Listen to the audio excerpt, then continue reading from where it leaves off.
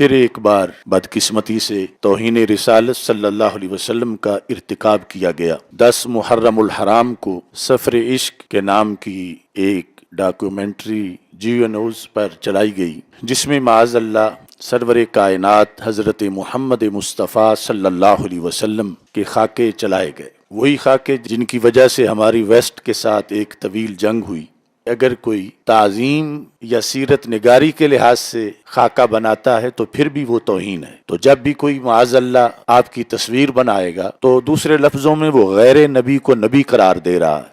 سال ہا سال سے تحفظ ناموس رسالت کی خاطر ہم نے اللہ کے فضل سے ایک طویل جنگ لڑی ہے اور مختلف مراحل پر اس کے لحاظ سے کئی فتاوی صادر کیے۔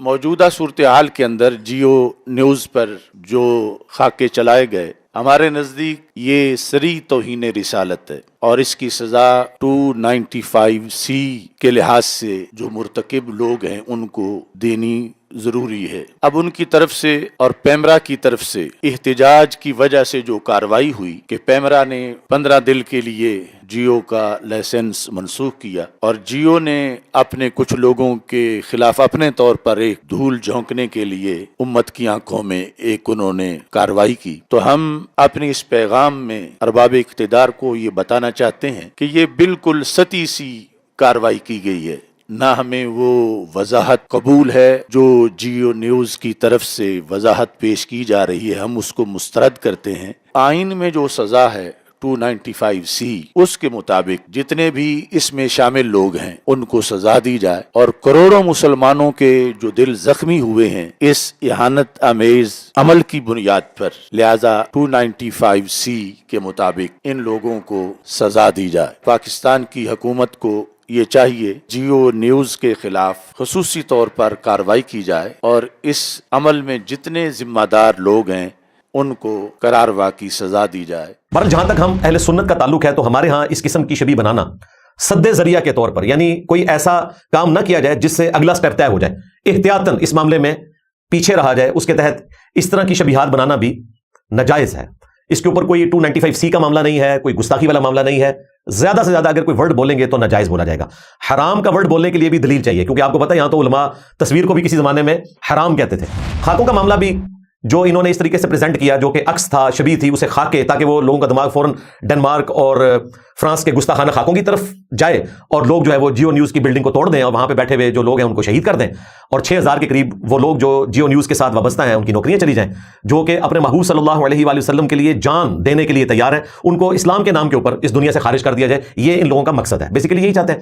کچھ عرصے سے ان کی روزی روٹی بند ہوئی تھی، اب ان کو ایک موقع مل گیا ہے لچ فرائی کرنے کا، لیکن انشاءاللہ تعالیٰ اس دفعہ بھی آپ فرائی نہیں کریں گے، آپ کا چولہا ہم نے بجھا دیا ہے اللہ کے فضل سے۔ اس وقت اگرچہ جیو نیوز نے جو کچھ کیا یہ غیر ذمہ داری کا ثبوت دیا، ہم اس کو ناجائز سمجھتے ہیں، لیکن اس کے باوجود نہ تو یہ توہین رسالت ہے، نہ یہ گستاخی ہے، نہ یہ 295C کا کیس بنتا ہے۔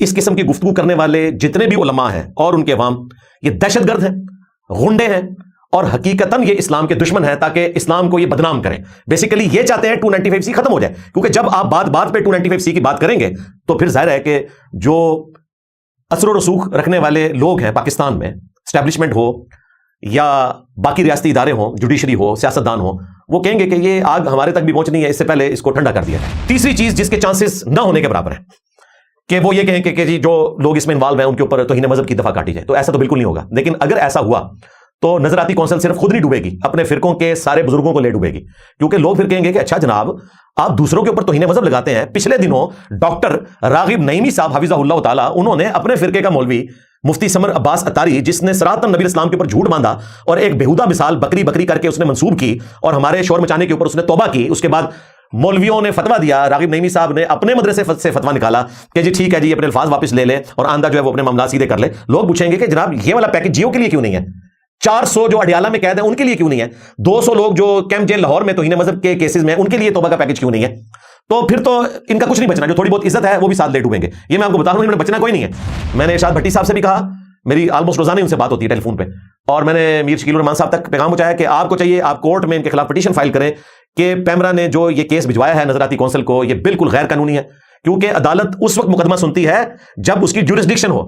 جس کی جورسڈکشن ہی نہیں مقدمہ سننے کی، وہ آگے فیصلہ کیسے سنا سکتے ہیں؟ تو نظراتی کونسل کا تو کوئی لینا دینا نہیں اس معاملے کے ساتھ, یہ کورٹ میں معاملہ پیش کیا جائے گا. تو میں نے تو ان کو کہا کہ اگر آپ کو نظراتی کونسل بلاتی ہے, جو کہ چانسز ہے کہ نہیں بلائے گی کیونکہ وہ ون سائیڈڈ اپنا فیصلہ سناتے ہیں, اور میری ویڈیو کے بعد انشاءاللہ تعالیٰ ٹھنڈے ہو جائیں گے, اور میں ان کو کلیئر کٹ بتا رہا ہوں کہ اگر تم لوگوں نے جورسڈکشن سے ہٹ کے کوئی بات کی تو میں نے پھر آ کے پبلک کے سامنے تمہیں ایکسپوز کرنا ہے. میں نے بالکل نہیں چھوڑنا, کیونکہ میں نے تو اپنی جان رکھ لیا بھائی ہتھیلی پہ, کیونکہ تم لوگوں نے مجھے قتل کیا ہوا ہے. میں مردہ تھا, زندہ ہو کے باہر نکلا ہوں. میں نے کوئی بابا نہیں چھوڑنا تمہارا, اور تم نے جو دین کا جنازہ نکالنے کی کوشش کی ہے نا, تمہارے علمی جنازے میں نے نکالنے, زندہ لاشیں تو تم پہلے ہی بن چکے ہو انشاءاللہ ایک رجز کے ساتھ. میرے نبی سا ہے ہی کوئی نہیں, تیرے بابے تھے شاہی کوئی نہیں. دوسرا جو نظراتی کونسل میں بیٹھے ہوئے شیعہ علماء ہیں, میں ان سے کہوں گا کہ آپ گونگے شیطان نہ بننا. میری دفعہ تم لوگ گونگے شیطان بنے تھے, تم لوگ مجبور ہو گئے تھے. اب گونگے شیطان نہ بننا, اب تمہارے عقیدے کا مسئلہ ہے, تمہارے نزدیک اس طرح کی عکس بندی کرنا درست ہے, اور اگر تم اس کو گستاخی ڈکلیئر کرتے ہو تو پھر تو خامنہ ای صاحب بھی فارغ ہوتے ہیں. یہ تمہارے عقیدے کا مسئلہ ہے. اگر یہ کیس تمہارے سامنے پیش ہوتا ہے تو تم نے وہاں پر شور مچانا ہے اور میڈیا میں آگے بات کرنی ہے کہ زبردستی کرنے کی کوشش کر رہے ہیں. یہ نظراتی کونسل میں بیٹھے ہوئے شیعہ علماء کی ذمہ داری ہے, دیوبندی علماء کی بھی ذمہ داری ہے. مجھے بڑی خوشی ہوئی مفتی طارق مسعود صاحب نے فرنٹ سے لیڈ کیا ہے, چمیے ان کے لیے, کیونکہ ان کو ہاتھ لگ چکے ہیں نا 295 والے, اس لیے ان کو بات سمجھ آ گیا ہے. کسی زمانے میں وہ کہتے تھے ٹھوک دو, اب وہ کہتے ہیں نا جناب یہ غلط ہے. مفتی صاحب آپ نہیں ماننا ہے کہ یہ غلط آپ نہیں تھے, آپ کے وہ بزرگ تھے جنہوں نے آپ کو یہ ٹھوک دو والی پالیسی بتائی تھی. اس لیے ہم کہتے ہیں کہ ہینڈلرز کو پکڑا جائے. ہم کیوں پکڑتے ہیں مامو پارٹی بنو میاں کو, وہ ہینڈلر ہیں ان بدماشیوں کے. تو آپ کے جو ہینڈلرز نے یہ فتوے دیے تھے نا, ان کو پکڑا جائے. مجھے بتائیں, آپ لوگوں نے احتجاج کر لیا, گورنمنٹ نے اس کو ٹیک اپ کر لیا, پیمرا نے نوٹس جاری کر دیا, اب آپ نے اور کیا کرنا ہے؟ یہ بیسیکلی عدالتوں پہ دباؤ ڈالنا چاہتے ہیں کہ ہماری مرضی کا فیصلہ کیا جائے. تو بھائی اس ملک میں سب کو جینے کا حق ہے, صرف آپ کو جینے کا حق نہیں ہے. اور آپ کے لیے میں ایک تلخ بات کروں گا, یہ ملک اس شخص نے بنایا ہے جو سگار پیتا تھا, پینٹ شرٹ پہنتا تھا, کتے پالے ہوئے تھے, اس نے سنوکر کھیلتا تھا. تمہارے سارے مولوی فیل تھے. یہ جن مولویوں کے ناموں کے ساتھ اتنی لمبی لمبی دھمیں لگاتے ہو نا, جو چلتی ٹرینیں روک دیتے تھے, مردوں کو زندہ کر دیتے تھے, نگاہ مار کے جلا کے راکھ کر دیتے تھے, وہ سارے بابے اس وقت زندہ تھے, اور انگریز 90 سال تک تمہاری مٹی پلید کرتا رہا. کام آیا تو ایک گوروں سے بڑا ہوا شخص جس کا نام وہی تھا جو میرا ہے, ہاں محمد علی. میرے نبی سا ہے ہی کوئی نہیں, تیرے بابے تھے شاہی کوئی نہیں. میرے جناح سا ہے ہی کوئی نہیں, تیرے بابے تھے شاہی کوئی نہیں. کتے پالے ہوئے, اس نے سگار وہ لگاتا تھا, کلین شیو تھا, پہلے مونچھیں تھی وہ بھی ختم کر دی. اس کے بعد آپ کو پتا ہے بولتا بھی انگریزی تھا, عربی تو چھوڑ دے, اردو بھی ان کو آتی تھی صحیح طریقے سے. پاکستان انہوں نے بنایا, قبضہ مولویوں نے کر لیا. پاکستان ایک پولیٹیکل لیڈر نے جو وکیل تھا اس نے بنایا, قبضہ ہماری اسٹیبلشمنٹ نے کر لیا. شکر ہے اب تھوڑا اسٹیبلشمنٹ جو ہے وہ انہوں نے ماننا شروع کیا. جی بابا قوم جو ہے وہ ہمارے محمد علی جناح ہے. کل تک یہی لوگ ایک پولیٹیکل لیڈر کے ذریعے قوم کو بتا رہے تھے کہ جو آرمی چیف ہے وہ قوم کا باپ ہوتا ہے. شکر ہے کہ ہماری اب آرمی کو سمجھ آئی کہ آرمی چیف قوم کا باپ نہیں ہوتا, قوم کا باپ ایک ہی ہے, محمد علی جناح. یہ ملک اس بندے نے بنایا ہوا ہے جس کی 11 اگست 1947 کی تقریر ہے, 14 اگست سے بھی 3 دن پہلے, کہ آپ آزاد ہیں, اپنے مندروں میں جا سکتے ہیں, اپنے گرجوں میں جا سکتے ہیں, اپنی مسجدوں میں جا سکتے ہیں. پاکستان کے جھنڈے میں وائٹ کلر انہوں نے اس لیے رکھا تھا کہ نان مسلمز کو بھی رہنے کا حق ہے اس ملک کے اندر. انہوں نے پکڑ کے اس کو ایک ایسی خطرناک قسم کی ریاست بنا دیا ہے کہ آج ایک مسلمان ڈرتا ہے دوسرے مسلمان سے کہ اس نے دین پہ بات کی تو اس کے اوپر توہین مذہب لگ جائے گی. اور میں آج پریڈکٹ کر رہا ہوں کہ یہ جو مولویوں کا چال چلن ہے وہ دن دور نہیں ہے کہ ہمارے ٹی وی چینلز نے رمضان کی نشریات ختم کر دینی ہے اس ڈر سے کہ کہیں توہین رسالت نہ ہو جائے. وہ دن دور نہیں ہے کہ انہوں نے ربیع الاول کی نشریات ختم کر دینی ہے اس ڈر سے کہ کہیں گستاخی نہ ہو جائے. انہوں نے محرم الحرام کی نشریات ختم کر دینی ہے اس ڈر سے, اور اگلے سٹیپ میں یہ ہونا ہے کہ انہوں نے تمہارے محرم میں, رمضان میں, ربیع الاول کے اندر ٹی وی کی کوریج بھی چھوڑ دینی ہے کہ آج کوئی دن بھی تھا ایسا. یہ اسی طریقے سے رینیسانس کا آغاز ہوا تھا یورپ کے اندر, اور انہوں نے جا کے ویٹیکن سٹی میں بند کر دیا پاپ کو. جس طرح آج تم دوسرے لوگوں کو سڑکوں پہ گھسیٹ رہے ہو, وہ دن دور نہیں ہے کہ تم مولویوں کو بھی گھسیٹا جائے گا. آج تم لوگ کہہ رہے ہو نا ٹی وی چینلز بند کر دیے جائیں, وہ دن دور نہیں ہے. جب لبرلز کی حکومت آئی, سیکولرز کی حکومت آئی, ہم نہیں چاہتے کہ اس لیول پہ بات جائے, سب کو جینے کا حق ہے. انہوں نے کہنا ہے کہ ان کے مدرسے بند کرو. اگر تمہارے مدرسوں سے آئے دن بچوں کے ساتھ جنسی زیادتی کی خبریں آئیں اور اس کے اگینسٹ کو یہ ڈیمانڈ کرے کہ مدرسے بند کر دینے چاہیے تو تمہیں تکلیف ہوتی ہے نا. تو اگر جیو سے, اے آر وائی سے, دنیا سے, نیو ٹی وی سے, سما ٹی وی سے کہیں کوئی مس ہینڈلنگ ہو جائے تو یہ بات کیوں کرتے ہو کہ چینل بند کر دو؟ اس اعتبار سے تو تمہارے سارے مدرسے بند ہو جانے چاہیے. لو سامو. تو جب تک آپ دوسرے کی تکلیف کو اس جگہ رکھ کے نہیں دیکھتے نا, اس وقت تک آپ کو اندازہ نہیں ہوتا. اور ماسٹر پیس پروگرام جو میں جیو نیوز کا سمجھتا ہوں جس نے دنیا میں ریولیوشن برپا کی, وہ ہمارے ڈاکٹر عامر لیاقت حسین رحمہ اللہ تعالیٰ کا پروگرام تھا عالم آن لائن. پاکستان کی ہسٹری میں پہلی دفعہ ہوا کہ لوگوں نے دین کو سیریس لینا شروع کیا میڈیا لیول پہ. اس شخص نے پہلی دفعہ تمام مکاتب فکر کے علماء کو آمنے سامنے بٹھا کر ایک طرح کے کوشچن ان کے سامنے رکھے, اور لوگوں کو پہلی دفعہ پتا چلا کہ 90% مسائل میں سنی شیعہ میں کوئی اختلاف ہی نہیں ہے. اہل حدیث بھی وہی بات کرتے ہیں, دیوبندی بھی وہی بات کرتے ہیں, بریلوی بھی وہی بات کرتے ہیں. یہ سارا کریڈٹ ڈاکٹر عامر لیاقت صاحب کے لیے. اللہ تعالیٰ ان کی غلطیوں سے درگزر فرمائے, انہیں نیک کاموں کا اجر دے. اور مجھے کہنے میں یہ آر نہیں ہے کہ ہمارا پلیٹ فارم اس وقت جو دنیا کا سب سے بڑا پلیٹ فارم ہے دعوت کے حوالے سے, آپ اسلامک ورلڈ میں کسی بھی زبان میں چلے جائیں آپ کو اتنی بڑی ویورشپ نہیں ملے گی جو الحمدللہ ہمارے اس پلیٹ فارم کی کتاب و سنت کے دلائل کی برکت کی وجہ سے. انگریزی زبان میں دیکھ لیں, فارسی زبان میں دیکھ لیں, اردو زبان میں دیکھ لیں, عربی میں دیکھ لیں, اس بڑے لیول پہ اتنی بڑی چینج آپ کو کسی پلیٹ فارم سے نظر نہیں آئے گی. اور میں اس کا کریڈٹ بھی ڈاکٹر عامر لیاقت حسین رحمہ اللہ کو دیتا ہوں کہ وہ پائنیئر تھے. تو آج میں نے اسی لیے قرآن و سنت کے ساتھ یکجہتی کے لیے گرین پگڑی پہنی ہے. اس گرین کلر سے تم نے بریلوی عوام کو دھوکہ دیا, مکے اور مدینہ کے نام کے اوپر سواریاں سوار کر کے اپنے بابوں کے قدموں میں پھینکی, اور اللہ اور اس کے رسول عز و جل صلی اللہ علیہ وآلہ وسلم کے نام پر چندے بٹور کے امت کا بیڑا غرق کیا, اپنی توندیں بڑھائی, اپنی تم نے ایسٹس بنا لیے, بینک بیلنس بڑھا لیے. تو یہ گرین پگڑی آج میں نے جان بوجھ کے پہنی ہے, اور تمہیں اس سے بھی بری بات لگے گی کہ میں نے یہ اورنج کلر کا کرتا کیوں پہنا ہے آج, صرف جیو کے ساتھ یکجہتی کے لیے. آپ سوچ رہے ہوں گے کہ جی اورنج کلر ظاہر دین کی علامت ہے. جیو نیوز پہ اورنج اور بلو کلر ہے, بلو وہ شام کو ریپرزینٹ کرتے ہیں اور اورنج کلر سے وہ دن کو. تو یہ میں نے اورنج پہنا ہے, آپ سوچ رہے ہوں گے بلو کلر کی طرح, تو یہ جناب بلو کلر بھی ہے. لو سامو, تو میں نے سوچ سمجھ کے یہاں بیٹھا ہوں انشاءاللہ تعالیٰ, کیونکہ تمہاری علمی بہت جو ہے میرے ہاتھوں ہے. یہ تم لوگ نہ اسٹیبلشمنٹ کے قابو آنے والے ہو, نہ ٹی وی چینلز کے. ہم نے الحمدللہ امت لیول کے اوپر جو تطہیر کر دی ہے, اس بڑے لیول کے اوپر انشاءاللہ تعالیٰ ان کی آنے والی نسلیں بھی یاد کریں گی کہ رینیسانس کا آغاز کہاں سے ہوا تھا. اور یہ ٹرو رینیسانس ہے, یہ وہ یورپ والا رینیسانس نہیں ہے جس میں مذہب کو اٹھا کے پرے پھینک دیا. یہ وہ رینیسانس ہے جس میں مذہب جو اقلیتوں کو آزادی دیتا ہے وہ ان کو ملے گی, مذہب کے ماننے والوں میں جو فرقے ہیں ان کو آزادی دیتا ہے وہ ملے گی, اور مولویوں کو اٹھا کے ہم پرے پھینکیں گے انشاءاللہ تعالیٰ. قتل نہیں کریں گے ان کو, ناردرن ایریا میں بھیج دیں گے, 4 شادیاں کریں وہاں پہ سکون سے انٹرنیٹ کے کنیکشن کے اوپر بیٹھ کے ہماری بنائی ہوئی میمز دیکھا کریں انشاءاللہ تعالیٰ. وہ دن دور نہیں ہے. آپ لوگ کسی زمانے میں تصویر کو حرام سمجھتے تھے, پھر جب ویڈیو کیمرہ آیا تو کچھ علماء نے ہمت کی, انہوں نے کہا نہیں تصویر تو حرام ہے, لیکن کیمرہ جو ہے یہ آئینے کے اوپر قیاس کرتے ہوئے, چونکہ آئینہ دیکھنا تو سنت ہے تو یہ اسٹل پکچر نہیں ہوتی, لہٰذا یہ جائز ہو گیا. دوسروں نے کہا کہ نہیں یہ مجبوراً آپ کہہ سکتے ہیں, اس کو مکروہ کہیں, حرام نہ کہیں. کچھ عرصہ گزرا, ان سب نے اس کو مباح کہنا شروع کر دیا, یعنی کہ نہ یہ گناہ کا کام ہے نہ ثواب کا کام ہے. پھر ایک وقت آیا کہ انہوں نے کہا یہ تو بڑا ثواب کا کام ہے, کیونکہ وہ جو انجینئر کا فتنہ ہے نا وہ سارے بابوں کو لے ڈوبا ہے. میرے نبی سا ہے ہی کوئی نہیں, تیرے بابے تھے شے ہی کوئی نہیں, مولا علی سا ہے ہی کوئی نہیں, ماموں پارٹی تھے شے ہی کوئی نہیں. تو انہوں نے کہا کہ جی ہم میدان عمل میں اترتے ہیں, انجینئر کے فتنے کے آگے ہم نے باندھنا ہے. تو اب ویڈیو بنانا نہ صرف ثواب کا کام ہے بلکہ واجب ہو چکا ہے. اور آج میں بریلوی علماء سے پوچھوں گا جو کہتے ہیں کہ ہمیں 100% اعلیٰ حضرت چاہیے, تو 100% اعلیٰ حضرت تو تصویر کو حرام سمجھتا تھا, اور آپ لوگ 100% کیمرے کے آگے بیٹھے رہتے ہیں. لو سامو, اس کا مطلب ہے کہ تمہیں بھی اعلیٰ حضرت 100% نہیں چاہیے. اعلیٰ حضرت سپیکر میں نماز پڑھنے کو حرام سمجھتا تھا, اور تم لوگ سپیکر کے بغیر سٹارٹ نہیں ہوتے ہو, اس کا مطلب ہے تمہیں بھی 100% اعلیٰ حضرت نہیں چاہیے. ڈاکٹر اشرف آصف جلالی اور اس کے بزرگ خصوصاً اعلیٰ حضرت بریلوی, ان کے حوالے سے 5 عقیدے پیش کرنے لگا ہوں. اس کے بعد تیری ذمہ داری ہے کہ ان کی قبروں پہ جو کتبے لگے نا ان پہ 295C لگاؤ. میں نہیں کہتا کہ ان کی لاشیں نکال کے تو ان کے اوپر لگاؤ, تمہاری ڈاکٹر تو یہی ہے کہ گستاخوں کی لاشیں لٹکائی جائیں. ہم کہتے ہیں نہیں, لاش کا احترام ہوگا, ہاں کافر کی بھی ہو, ایٹ لیسٹ کتبے لگنے چاہیے. اور تو بھی 295C کا یہاں بیج لگا, ہاں کیونکہ تو 100% اعلیٰ حضرت چاہتا ہے, لہٰذا 100% جو اعلیٰ حضرت کے عقیدے ہیں وہ تیرے عقیدے ہیں, تیرے پہ بھی 295C لگتی ہے. یہ 5 عقیدے دے رہا ہوں اینڈ پہ, اور تمام بریلوی علماء کے لیے میری یہ علمی ریکویسٹ ہے, چیلنج نہیں ہے. اپنی عوام کو آ کے آپ نے سیٹسفائی کرنا ان 5 عقیدوں کے حوالے سے, پنجتن پاک کی نسبت سے, چونکہ آج 19 محرم الحرام 1448 ہجری ہے, بمطابق 5 جولائی 2026 عیسوی. الحمدللہ رب العالمین والصلاة والسلام علی سید الانبیاء والمرسلین وعلی آلہ واصحابہ اجمعین الی یوم الدین.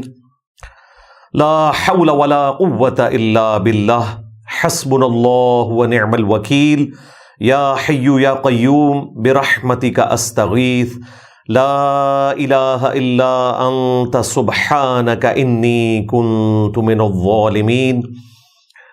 اللہم صلی علی محمد وعلی آل محمد واصحاب محمد وازواج محمد وامت محمد اجمعین الی یوم الدین, آمین. رب اشرح لی صدری ویسر لی امری واحلل عقدۃ من لسانی یفقہوا قولی. الحمدللہ آج 5 جولائی 2026 بمطابق 19 محرم الحرام 1448 ہجری, سنڈے کا پبلک سیشن نمبر 242 اس کی اسٹوڈیو ریکارڈنگ ہونے جا رہی ہے. آج کا جو کرنٹ افیئر ہے وہ اس وقت پاکستان میں بہت بڑا ایشو بن چکا ہے. جیو نیوز کے حوالے سے انشاءاللہ تعالیٰ اسے میں تفصیل کے ساتھ ڈسکس کروں گا. جیو نیوز چینل نے 10 محرم الحرام کے کانٹیکسٹ میں اس سال 1448 ہجری یعنی 2026 کے اندر سفر عشق کے نام کی ایک ڈاکومنٹری چلائی. اس میں بمشکل 13 سیکنڈ کا ایک سین تھا, اور اس سین میں بھی اللہ کے محبوب صلی اللہ علیہ وآلہ وسلم کی شکل مبارک نہیں دکھائی گئی، نہ آپ کا کوئی جسم مبارک اس حوالے سے دکھایا گیا، نہ آپ کا کوئی خاکہ بنایا گیا۔ ایک شبیہ تھی، ایک عکس تھا جو اس ڈاکومنٹری بنانے والے نے ایران سے شوٹ کیا تھا، کیونکہ اہل تشیع کے ہاں اس قسم کی تصویریں بنانا، فلمیں بنانا جن میں چہرہ نہ دکھایا جائے اہل البیت علیہم السلام کا اور اللہ کے محبوب صلی اللہ علیہ وآلہ وسلم کا، یہ ان کے نزدیک جائز ہے۔ تو وہاں اس طرح کے عکس جگہ جگہ بنے ہوئے ہوتے ہیں۔ انہوں نے وہاں سے وہ کیمرے میں تصویر لی جس میں نبی صلی اللہ علیہ وآلہ وسلم کو سجدے کی حالت میں دکھایا گیا اور دو چھوٹے چھوٹے بچے دکھائے گئے۔ یہ ویڈیو نہیں تھی، نہ کوئی خاکہ تھا، ایک عکس تھا، ایک شبیہ تھی جو وہاں سے لی گئی، ایک خیالی، جس میں کوئی جسم مبارک نہیں دکھایا گیا کہ صرف چہرے کے اوپر انہوں نے روشنائی پھیری ہو، نہیں، بالکل بیک سے دکھایا گیا کہ کوئی شخص سجدے کی حالت میں اور اس کے بھی صرف کپڑے نظر آ رہے ہیں، کوئی اس کا جسم کا حصہ نظر نہیں آ رہا، اور اس پہ دو بچے جو ہیں وہ سوار ہو رہے ہیں۔ بیسیکلی انہوں نے اس حدیث کو پریزنٹ کرنے کی کوشش کی جو سنن نسائی کے اندر موجود ہے، مسند امام احمد میں موجود ہے، کہ اللہ کے محبوب صلی اللہ علیہ وآلہ وسلم بسا اوقات جب نماز کی حالت میں سیدنا حسن اور حسین علیہم السلام ورضی اللہ عنہما آپ صلی اللہ علیہ وآلہ وسلم کی پشت مبارک پر سواری کرتے تو آپ اپنے سجدے کو لمبا کر دیا کرتے تھے۔ یہ بالکل صحیح سند کے ساتھ اہل سنت کی کتابوں میں موجود ہے۔ اس عکس کو انہوں نے اس طریقے سے امیجنیشن کی فارم میں فلمایا ہوا تھا، اور وہ بھی صرف عکس کی فارم میں، ویڈیو فلم نہیں تھی، تصویر نہیں تھی، ایک شبیہ تھی۔ اس کو انہوں نے خاکے کا نام دیا۔ اب ظاہر ہے کہ اہل تشیع کے ہاں یہ جائز ہے، اور ہماری معلومات کے مطابق جس شخص نے ڈاکومنٹری بنائی ہے اس کا تعلق بھی اہل تشیع مکتب سے ہے، لہٰذا اس کے دماغ میں بھی کہیں گستاخی والی کوئی بات نہیں تھی۔ البتہ جو ایڈیٹر تھا اس کا تعلق اہل سنت سے تھا، اور اس کا کہنا یہ کہ مجھ سے یہ معاملہ اوور لک ہوا، اور وہ تو بیچارہ اس دن سے رو رہا ہے کہ پتہ نہیں میرے سے کون سی ایسی گستاخی ہو گئی ہے کہ میری معافی بھی قبول ہے یا نہیں۔ اس وجہ سے نہیں کہ اس کی نوکری چلی گئی ہے، بلکہ اپنے ایمان کی وجہ سے۔ اب اہل تشیع کے ہاں تو یہ بالکل درست ہے، اس کے اوپر کوئی فتویٰ نہیں لگتا۔ علماء سے بھی ریکویسٹ کروں گا کہ یہ موقع ہے کہ آپ کو فرنٹ سے لیڈ کرنا چاہیے، اگرچہ آج کل ہمارے جو بڑے اہل تشیع علماء ہیں وہ خامنائی صاحب کے جنازے کے حوالے سے جو سرمنی ہے اس میں شرکت کے لیے گئے ہوئے ہیں، اور مجھے امید ہے جیسے ہی وہ واپس آئیں گے، سید جواد نقوی صاحب ہوں حفظہ اللہ تعالی، امین شہیدی صاحب ہوں حفظہ اللہ تعالی، اور تیسرے شہنشاہ نقوی صاحب حفظہ اللہ تعالی، یہ تین ڈومیننٹ پرسنالٹی ہیں۔ ویسے ان کے علاوہ بھی ہیں، لیکن یہ اس وقت میڈیا پہ ایک سمجھ لیں توانا آواز ہے۔ امید ہے کہ وہ اس حوالے سے کلیریفیکیشن دے دیں گے انشاءاللہ تعالی۔ بہرحال جہاں تک ہم اہل سنت کا تعلق ہے تو ہمارے ہاں اس قسم کی شبیہ بنانا سد ذریعہ کے طور پر، یعنی کوئی ایسا کام نہ کیا جائے جس سے اگلا سٹیپ طے ہو جائے، احتیاطاً اس معاملے میں پیچھے رہا جائے، اس کے تحت اس طرح کی شبیہات بنانا بھی ناجائز ہے۔ اس کے اوپر کوئی 295C کا معاملہ نہیں ہے، کوئی گستاخی والا معاملہ نہیں ہے۔ زیادہ سے زیادہ اگر کوئی ورڈ بولیں گے تو ناجائز بولا جائے گا۔ حرام کا ورڈ بولنے کے لیے بھی دلیل چاہیے، کیونکہ آپ کو پتہ ہے یہاں تو علماء تصویر کو بھی کسی زمانے میں حرام کہتے تھے، اور آج میں بریلوی علماء سے پوچھوں گا جو کہتے ہیں کہ ہمیں 100% اعلیٰ حضرت چاہیے، تو 100% اعلیٰ حضرت تو تصویر کو حرام سمجھتا تھا، اور آپ لوگ 100% کیمرے کے آگے بیٹھے رہتے ہیں۔ لو سامو، اس کا مطلب ہے کہ تمہیں بھی اعلیٰ حضرت 100% نہیں چاہیے۔ اعلیٰ حضرت سپیکر میں نماز پڑھنے کو حرام سمجھتا تھا، اور تم لوگ سپیکر کے بغیر سٹارٹ نہیں ہوتے ہو، اس کا مطلب ہے تمہیں بھی 100% اعلیٰ حضرت نہیں چاہیے۔ تو ان علماء کا کام ہے لوگوں کو صحیح بات بتائیں کہ آپ لوگ کسی زمانے میں تصویر کو حرام سمجھتے تھے، پھر جب ویڈیو کیمرہ آیا تو کچھ علماء نے ہمت کی، انہوں نے کہا نہیں تصویر تو حرام ہے، لیکن کیمرہ جو ہے یہ آئینے کے اوپر قیاس کرتے ہوئے، چونکہ آئینہ دیکھنا تو سنت ہے تو یہ سٹل پکچر نہیں ہوتی، لہذا یہ جائز ہو گیا۔ دوسروں نے کہا کہ نہیں یہ مجبوراً آپ کہہ سکتے ہیں، اس کو مکروہ کہیں، حرام نہ کہیں۔ کچھ عرصہ گزرا، ان سب نے اس کو مباح کہنا شروع کر دیا، یعنی کہ نہ یہ گناہ کا کام ہے نہ ثواب کا کام ہے۔ پھر ایک وقت آیا کہ انہوں نے کہا یہ تو بڑا ثواب کا کام ہے، کیونکہ وہ جو انجینئر کا فتنہ ہے نا وہ سارے بابوں کو لے ڈوبا ہے. میرے نبی سا ہے ہی کوئی نہیں، تیرے بابے تھے شے ہی کوئی نہیں، مولا علی سا ہے ہی کوئی نہیں، ماموں پارٹی تھے شے ہی کوئی نہیں. تو انہوں نے کہا کہ جی ہم میدان عمل میں اترتے ہیں، انجینئر کے فتنے کے آگے ہم نے باندھنا ہے. تو اب ویڈیو بنانا نہ صرف ثواب کا کام ہے بلکہ واجب ہو چکا ہے. اور ہمارے ایکس مرشد جو ہیں باپا جانی، انہوں نے باقاعدہ ٹی وی چینل بھی لانچ کیا. اور آج مولوی کا حال یہ ہے کہ مجھے کہتے کہ انجینئر کمرے سے باہر نہیں نکلتا، اور خود بےچارے اکیلے بیٹھ کے میرا جواب ریکارڈ کروا رہے ہوتے ہیں، کیونکہ جمعے والے دن تو ان کی جو فضولیات ہیں وہ کوئی سننے کے لیے تیار نہیں ہوتا. یہ ان کا اپنا حال ہے کہ لوگ ان کی گفتگو کو کس حد تک سننا پسند کرتے ہیں. تو انہوں نے اب اس کو واجب قرار دے دیا. خاکوں کا معاملہ بھی جو انہوں نے اس طریقے سے پریزنٹ کیا، جو کہ عکس تھا، شبیہ تھی، اسے خاکے، تاکہ وہ لوگوں کا دماغ فوراً ڈنمارک اور فرانس کے گستاخانہ خاکوں کی طرف جائے، اور لوگ جو ہے وہ جیو نیوز کی بلڈنگ کو توڑ دیں اور وہاں پہ بیٹھے ہوئے جو لوگ ہیں ان کو شہید کر دیں، اور 6000 کے قریب وہ لوگ جو جیو نیوز کے ساتھ وابستہ ہیں ان کی نوکریاں چلی جائیں، جو کہ اپنے محبوب صلی اللہ علیہ وآلہ وسلم کے لیے جان دینے کے لیے تیار ہیں، ان کو اسلام کے نام کے اوپر اس دنیا سے خارج کر دیا جائے. یہ ان لوگوں کا مقصد ہے، بیسیکلی یہی چاہتے ہیں. کچھ عرصے سے ان کی روزی روٹی بند ہوئی تھی، اب ان کو ایک موقع مل گیا ہے لچ فرائی کرنے کا. لیکن انشاءاللہ تعالیٰ اس دفعہ بھی آپ فرائی نہیں کریں گے، آپ کا چولہا ہم نے بجھا دیا ہے اللہ کے فضل سے. تو یہ ہماری طرف سے ورڈک ہے کہ اس وقت اگرچہ جیو نیوز نے جو کچھ کیا یہ غیر ذمہ داری کا ثبوت دیا، ہم اس کو ناجائز سمجھتے ہیں، لیکن اس کے باوجود نہ تو یہ توہین رسالت ہے، نہ یہ گستاخی ہے، نہ یہ 295C کا کیس بنتا ہے. اس قسم کی گفتگو کرنے والے جتنے بھی علماء ہیں اور ان کے عوام، یہ دہشت گرد ہیں، غنڈے ہیں، اور حقیقتاً یہ اسلام کے دشمن ہیں تاکہ اسلام کو یہ بدنام کریں. بیسیکلی یہ چاہتے ہیں 295C ختم ہو جائے، کیونکہ جب آپ بات بات پہ 295C کی بات کریں گے تو پھر ظاہر ہے کہ جو اثر و رسوخ رکھنے والے لوگ ہیں پاکستان میں، اسٹیبلشمنٹ ہو یا باقی ریاستی ادارے ہوں، جوڈیشری ہو، سیاستدان ہو، وہ کہیں گے کہ یہ آگ ہمارے تک بھی پہنچنی ہے، اس سے پہلے اس کو ٹھنڈا کر دیا جائے. اور یہ میں آپ کو وارن کر رہا ہوں، کل کو 295C ختم ہوئی، خدا نہ خواستہ، اگرچہ ہماری ریزرویشن ہے، ہم اس کو اسلامی سزا نہیں سمجھتے، چلے عوام الناس نے اس کو کر لیا، حالانکہ فقہ حنفی میں بھی سزا نہیں، اس پہ میرے الگ سے ویڈیوز ہیں.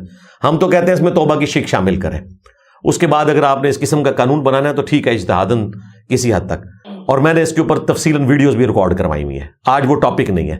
بہرحال اگر یہ صورتحال اس لیول کے اوپر جاتی ہے تو عین ممکن ہے 28ویں آئینی ترمیم میں، 29ویں میں، 30ویں میں کبھی نہ کبھی اس قانون کو ختم کرنے کی کوشش کی جائے. اور یہ ایک کمزور سے دھاگے سے جڑا ہوا ہے، یہ آئینی ترمیم سے داخل نہیں ہوا، سمپل میجورٹی سے آئین کے ساتھ اس کو نتھی کیا ہوا ہے، یہ آئین کا حصہ نہیں ہے.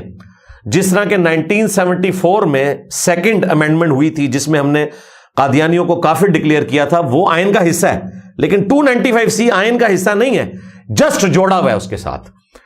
کوئی بھی حکومت سمپل میجورٹی سے 2/3 میجورٹی کی بھی ضرورت نہیں اس کو ختم کر سکتی ہے. اور اس پہ سپریم کورٹ کی ریزرویشنز بھی موجود ہیں کہ یہ 295C کا جو قانون ہے اکثر مس یوز ہوتا ہے، اور جب کبھی کسی کے ساتھ ایسا معاملہ ہو تو اس کو 3 دن دینے چاہیے کہ وہ توبہ کر لے.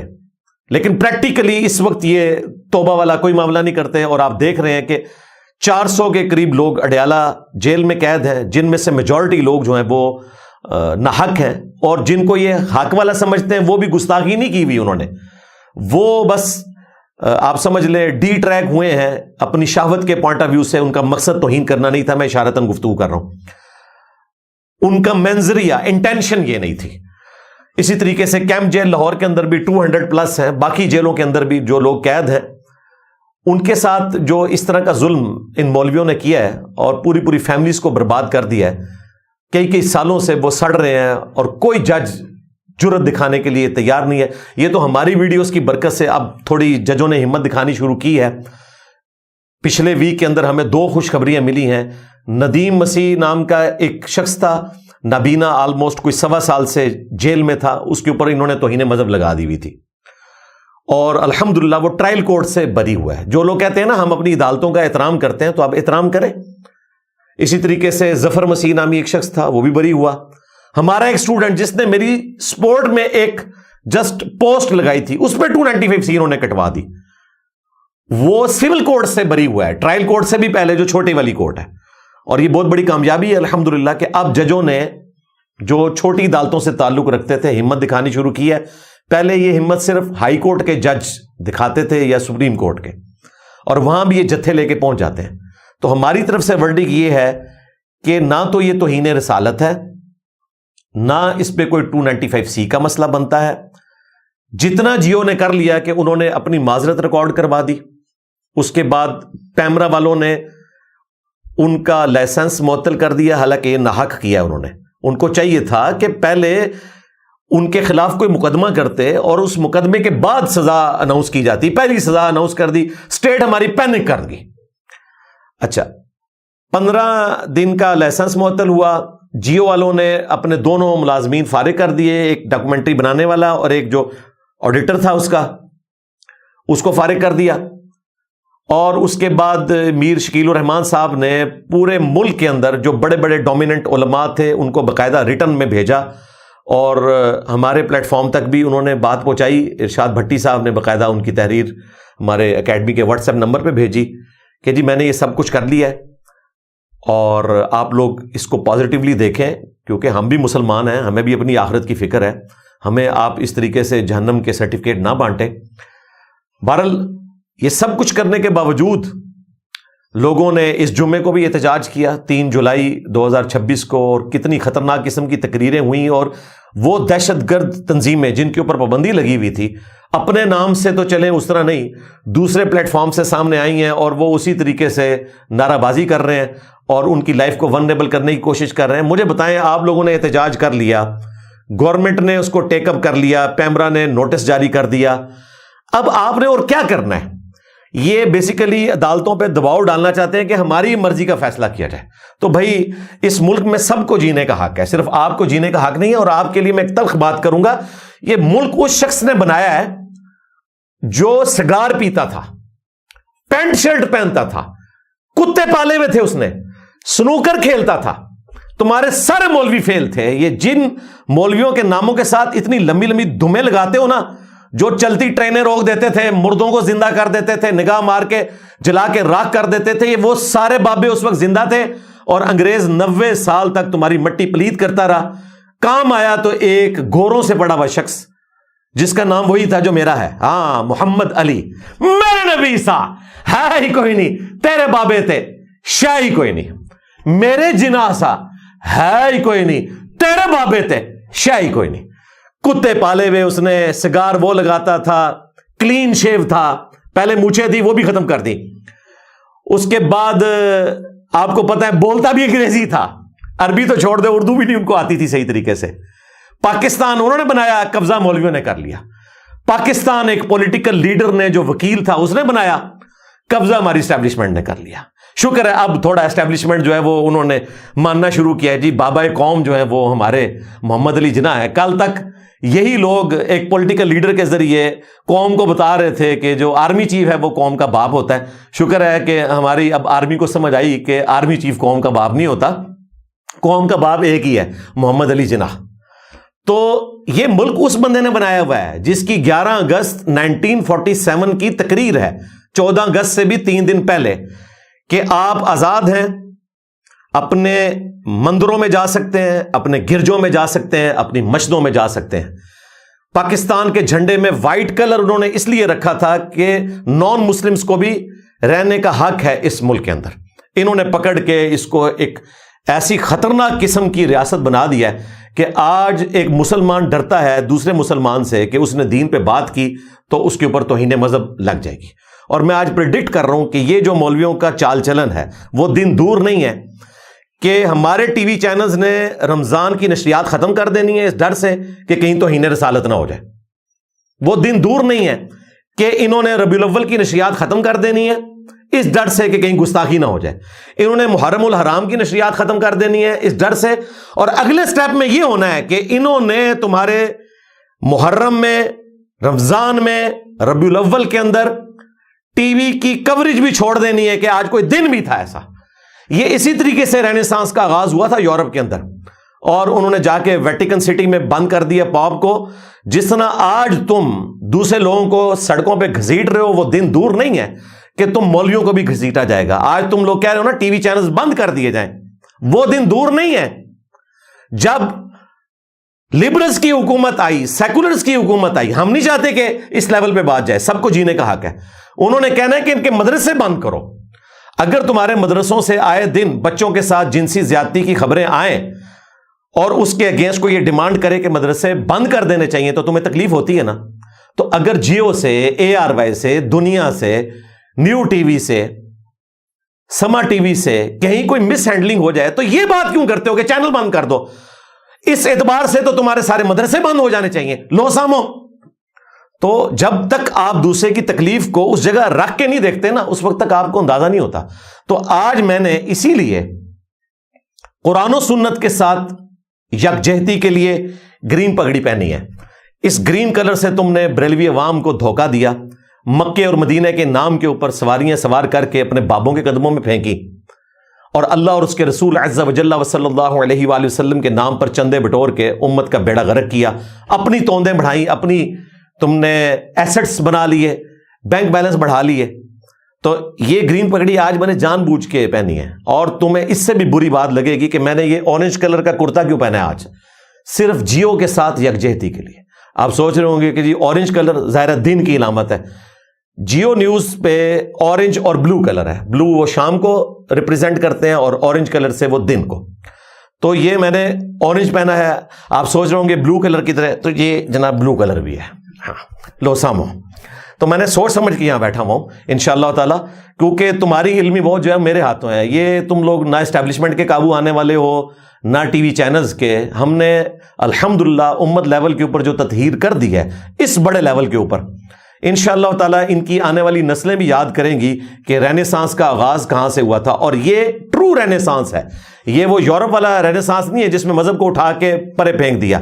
یہ وہ رینیسانس ہے جس میں مذہب جو اقلیتوں کو آزادی دیتا ہے وہ ان کو ملے گی، مذہب کے ماننے والوں میں جو فرقے ہیں ان کو آزادی دیتا ہے وہ ملے گی، اور مولویوں کو اٹھا کے ہم پرے پھینکیں گے انشاءاللہ تعالیٰ. قتل نہیں کریں گے ان کو، ناردرن ایریا میں بھیج دیں گے، 4 شادیاں کریں وہاں پہ سکون سے انٹرنیٹ کے کنیکشن کے اوپر بیٹھ کے ہماری بنائی ہوئی بیمز دیکھا کریں انشاءاللہ تعالیٰ. وہ دن دور نہیں ہے. جیو نیوز جو ہے اس حوالے سے پاکستان میں پائنیئر ہے کہ مذہبی پروگراموں کی بنیاد جیو نیوز نے رکھی. ویسے تو اس وقت پاکستان کا سب سے بڑا چینل ہے جب سے وہ بنا. پاکستان میں جتنے نئے پروگرام آتے ہیں ان کی ابتدا جیو نیوز سے ہوتی ہے. اگر آپ نے کوئی پولیٹیکل پروگرام دیکھنا ہے تو جیو نیوز نے کیپٹل ٹاک شروع کیا تھا حامد میر صاحب کے ذریعے، باقی سب لوگوں نے کاپی کرنا شروع کیا. اسی طریقے سے آج کل جو پروگرام ہے آج شاہ زیب خان زادہ کے ساتھ، یہ کسی زمانے میں جیو میں آج کامران خان کے ساتھ تھا، اور پھر باقی لوگوں نے بھی کاپی کرنا شروع کر دیا. رپورٹ کارڈ کو کاپی کرنا شروع کیا. اسی طریقے سے آپس کی بات نجم سیٹھی کے ساتھ کلاس کا پروگرام تھا، اس کو لوگوں نے کاپی کرنا شروع کیا. اور ماسٹر پیس پروگرام جو میں جیو نیوز کا سمجھتا ہوں جس نے دنیا میں ریولوشن برپا کی، وہ ہمارے ڈاکٹر عامر لیاقت حسین رحمہ اللہ تعالی کا پروگرام تھا عالم آن لائن. پاکستان کی ہسٹری میں پہلی دفعہ ہوا کہ لوگوں نے دین کو سیریس لینا شروع کیا میڈیا لیول پہ. اس شخص نے پہلی دفعہ تمام مکاتب فکر کے علماء کو آمنے سامنے بٹھا کر ایک طرح کے کوشچن ان کے سامنے رکھے، اور لوگوں کو پہلی دفعہ پتا چلا کہ 90% مسائل میں سنی شیعہ میں کوئی اختلاف ہی نہیں ہے. اہل حدیث بھی وہی بات کرتے ہیں، دیوبندی بھی وہی بات کرتے ہیں، بریلوی بھی وہی بات کرتے ہیں. یہ سارا کریڈٹ ڈاکٹر عامر لیاقت صاحب کے لیے. اللہ تعالیٰ ان کی غلطیوں سے درگزر فرمائے، انہیں نیک کاموں کا اجر دے. اور مجھے کہنے میں یہ آر نہیں ہے کہ ہمارا پلیٹ فارم اس وقت جو دنیا کا سب سے بڑا پلیٹ فارم ہے دعوت کے حوالے سے، آپ اسلامک ورلڈ میں کسی بھی زبان میں چلے جائیں آپ کو اتنی بڑی ویورشپ نہیں ملے گی جو الحمدللہ ہمارے اس پلیٹ فارم کی کتاب و سنت کے دلائل کی برکت کی وجہ سے. انگریزی زبان میں دیکھ لیں، فارسی زبان میں دیکھ لیں, اردو زبان میں دیکھ لیں, عربی میں دیکھ لیں, اس بڑے لیول پہ اتنی بڑی چینج آپ کو کسی پلیٹ فارم سے نظر نہیں آئے گی. اور میں اس کا کریڈٹ بھی ڈاکٹر عامر لیاقت حسین رحمہ اللہ کو دیتا ہوں کہ وہ پائنیئر تھے, اور انہوں نے ایک ماحول ایسا بنایا. اس کی وجہ سے جب 2017 کے اندر انہوں نے بول نیوز کے اوپر ایک خاص فرقے کو اوپر کرنے کے لیے اور باقی لوگوں کو ذلیل کرنے کے لیے رمضان نشریات کی, تو میں نے اس کو ریبٹل کیا تھا. وہاں سے ہماری دعوت کا گراف چڑھنا شروع ہوا, اور اللہ کا شکر ہے وفات سے کچھ عرصہ پہلے میری ڈاکٹر عامر لیاقت صاحب سے بھی بات ہوئی, اور وہ ڈاکٹر صاحب جو بزرگ بابوں کی کرامات بڑے وثوق سے بیان کرتے تھے, تو مجھے کہتے ہیں کہ وہ انجینئر صاحب میں نے وہ میم دیکھی ہے چینی جین والی, تو میں نے کہا آپ بھی چینج ہو چکے ہیں؟ تو انہوں نے کہا ہاں, اللہ نے مجھے بھی ہدایت دی ہے اور ان قریب میں آپ کے پاس حاضر ہوں گا. یہ ان دنوں کی بات ہے جب وہ مفتی طارق مسعود صاحب کے پاس بھی گئے تھے. بہرحال زندگی نے وفا نہیں کی, دنیا سے چلے گئے. تو میں کریڈٹ دیتا ہوں ان کو کہ انہوں نے ماحول بنایا, اور پھر الحمدللہ ہمارے پلیٹ فارم کی برکت سے اس بڑے لیول کے اوپر آواز پہنچی. سنی شیعہ کنفلکٹ سے, وہابی دیوبندی بریلوی کنفلکٹ سے بالاتر ہو کر ہم نے قرآن و سنت کی دعوت لوگوں تک پہنچائی ہے الحمدللہ. اور یہ چیز میں نے مستعار لی ہے حضرت آئنسٹائن سے. حضرت آئنسٹائن سے کسی نے پوچھا کہ یہ آپ کے دماغ میں جو خیال آیا ہے, انسانیت نے کبھی اس چیز کو سوچا بھی نہیں تھا, آپ نے پوری کلاسیکل فزکس جو ہے اس سے ٹکر لیتے ہوئے پورا رخ ہی بدل دیا ہے ریلیٹیوٹی کا, جو 1905 میں انہوں نے اسپیشل تھیوری آف ریلیٹیوٹی پیش کی, اور پھر اس کے بعد جنرل تھیوری آف ریلیٹیوٹی. تو انہوں نے کہا کہ یہ سارا کریڈٹ جو ہے دو بندوں کو جاتا ہے, ایک نیوٹن کو, حالانکہ ان کی پوری فزکس نیوٹن کے خلاف کھڑی ہوئی ہے, لیکن انہوں نے کہا انہوں نے مجھے کندھا دیا. اور دوسرا انہوں نے کہا کہ حضرت میکس ویل جو تھے یہ ان کی کوشش ہے. حضرت میکس ویل 45 ایئرس کی ایج میں فوت ہو گئے, اتنی بڑی داڑھی تھی, اور وہ ایک کرسچن پریسٹ تھے, لیکن اللہ نے جو ان کو میتھمیٹکس دی تھی, انہوں نے پہلی دفعہ mathematically speed of light calculate کی اپنی ایکویشنز کے ذریعے. فیراڈے جس نے حضرت فیراڈے, سوری احترام سے بزرگوں کا نام لینا چاہیے, حضرت فیراڈے جنہوں نے ڈسکور کیا تھا الیکٹریسٹی کو, ان کے پاس میتھمیٹکس کا نالج نہیں تھا, ان کے لیے بھی ایکویشنز انہوں نے بعد میں ڈرائیو کی. تو آئنسٹائن کہتے تھے کہ میں جو کچھ ہوں وہ حضرت میکس ویل کی برکت سے ہوں.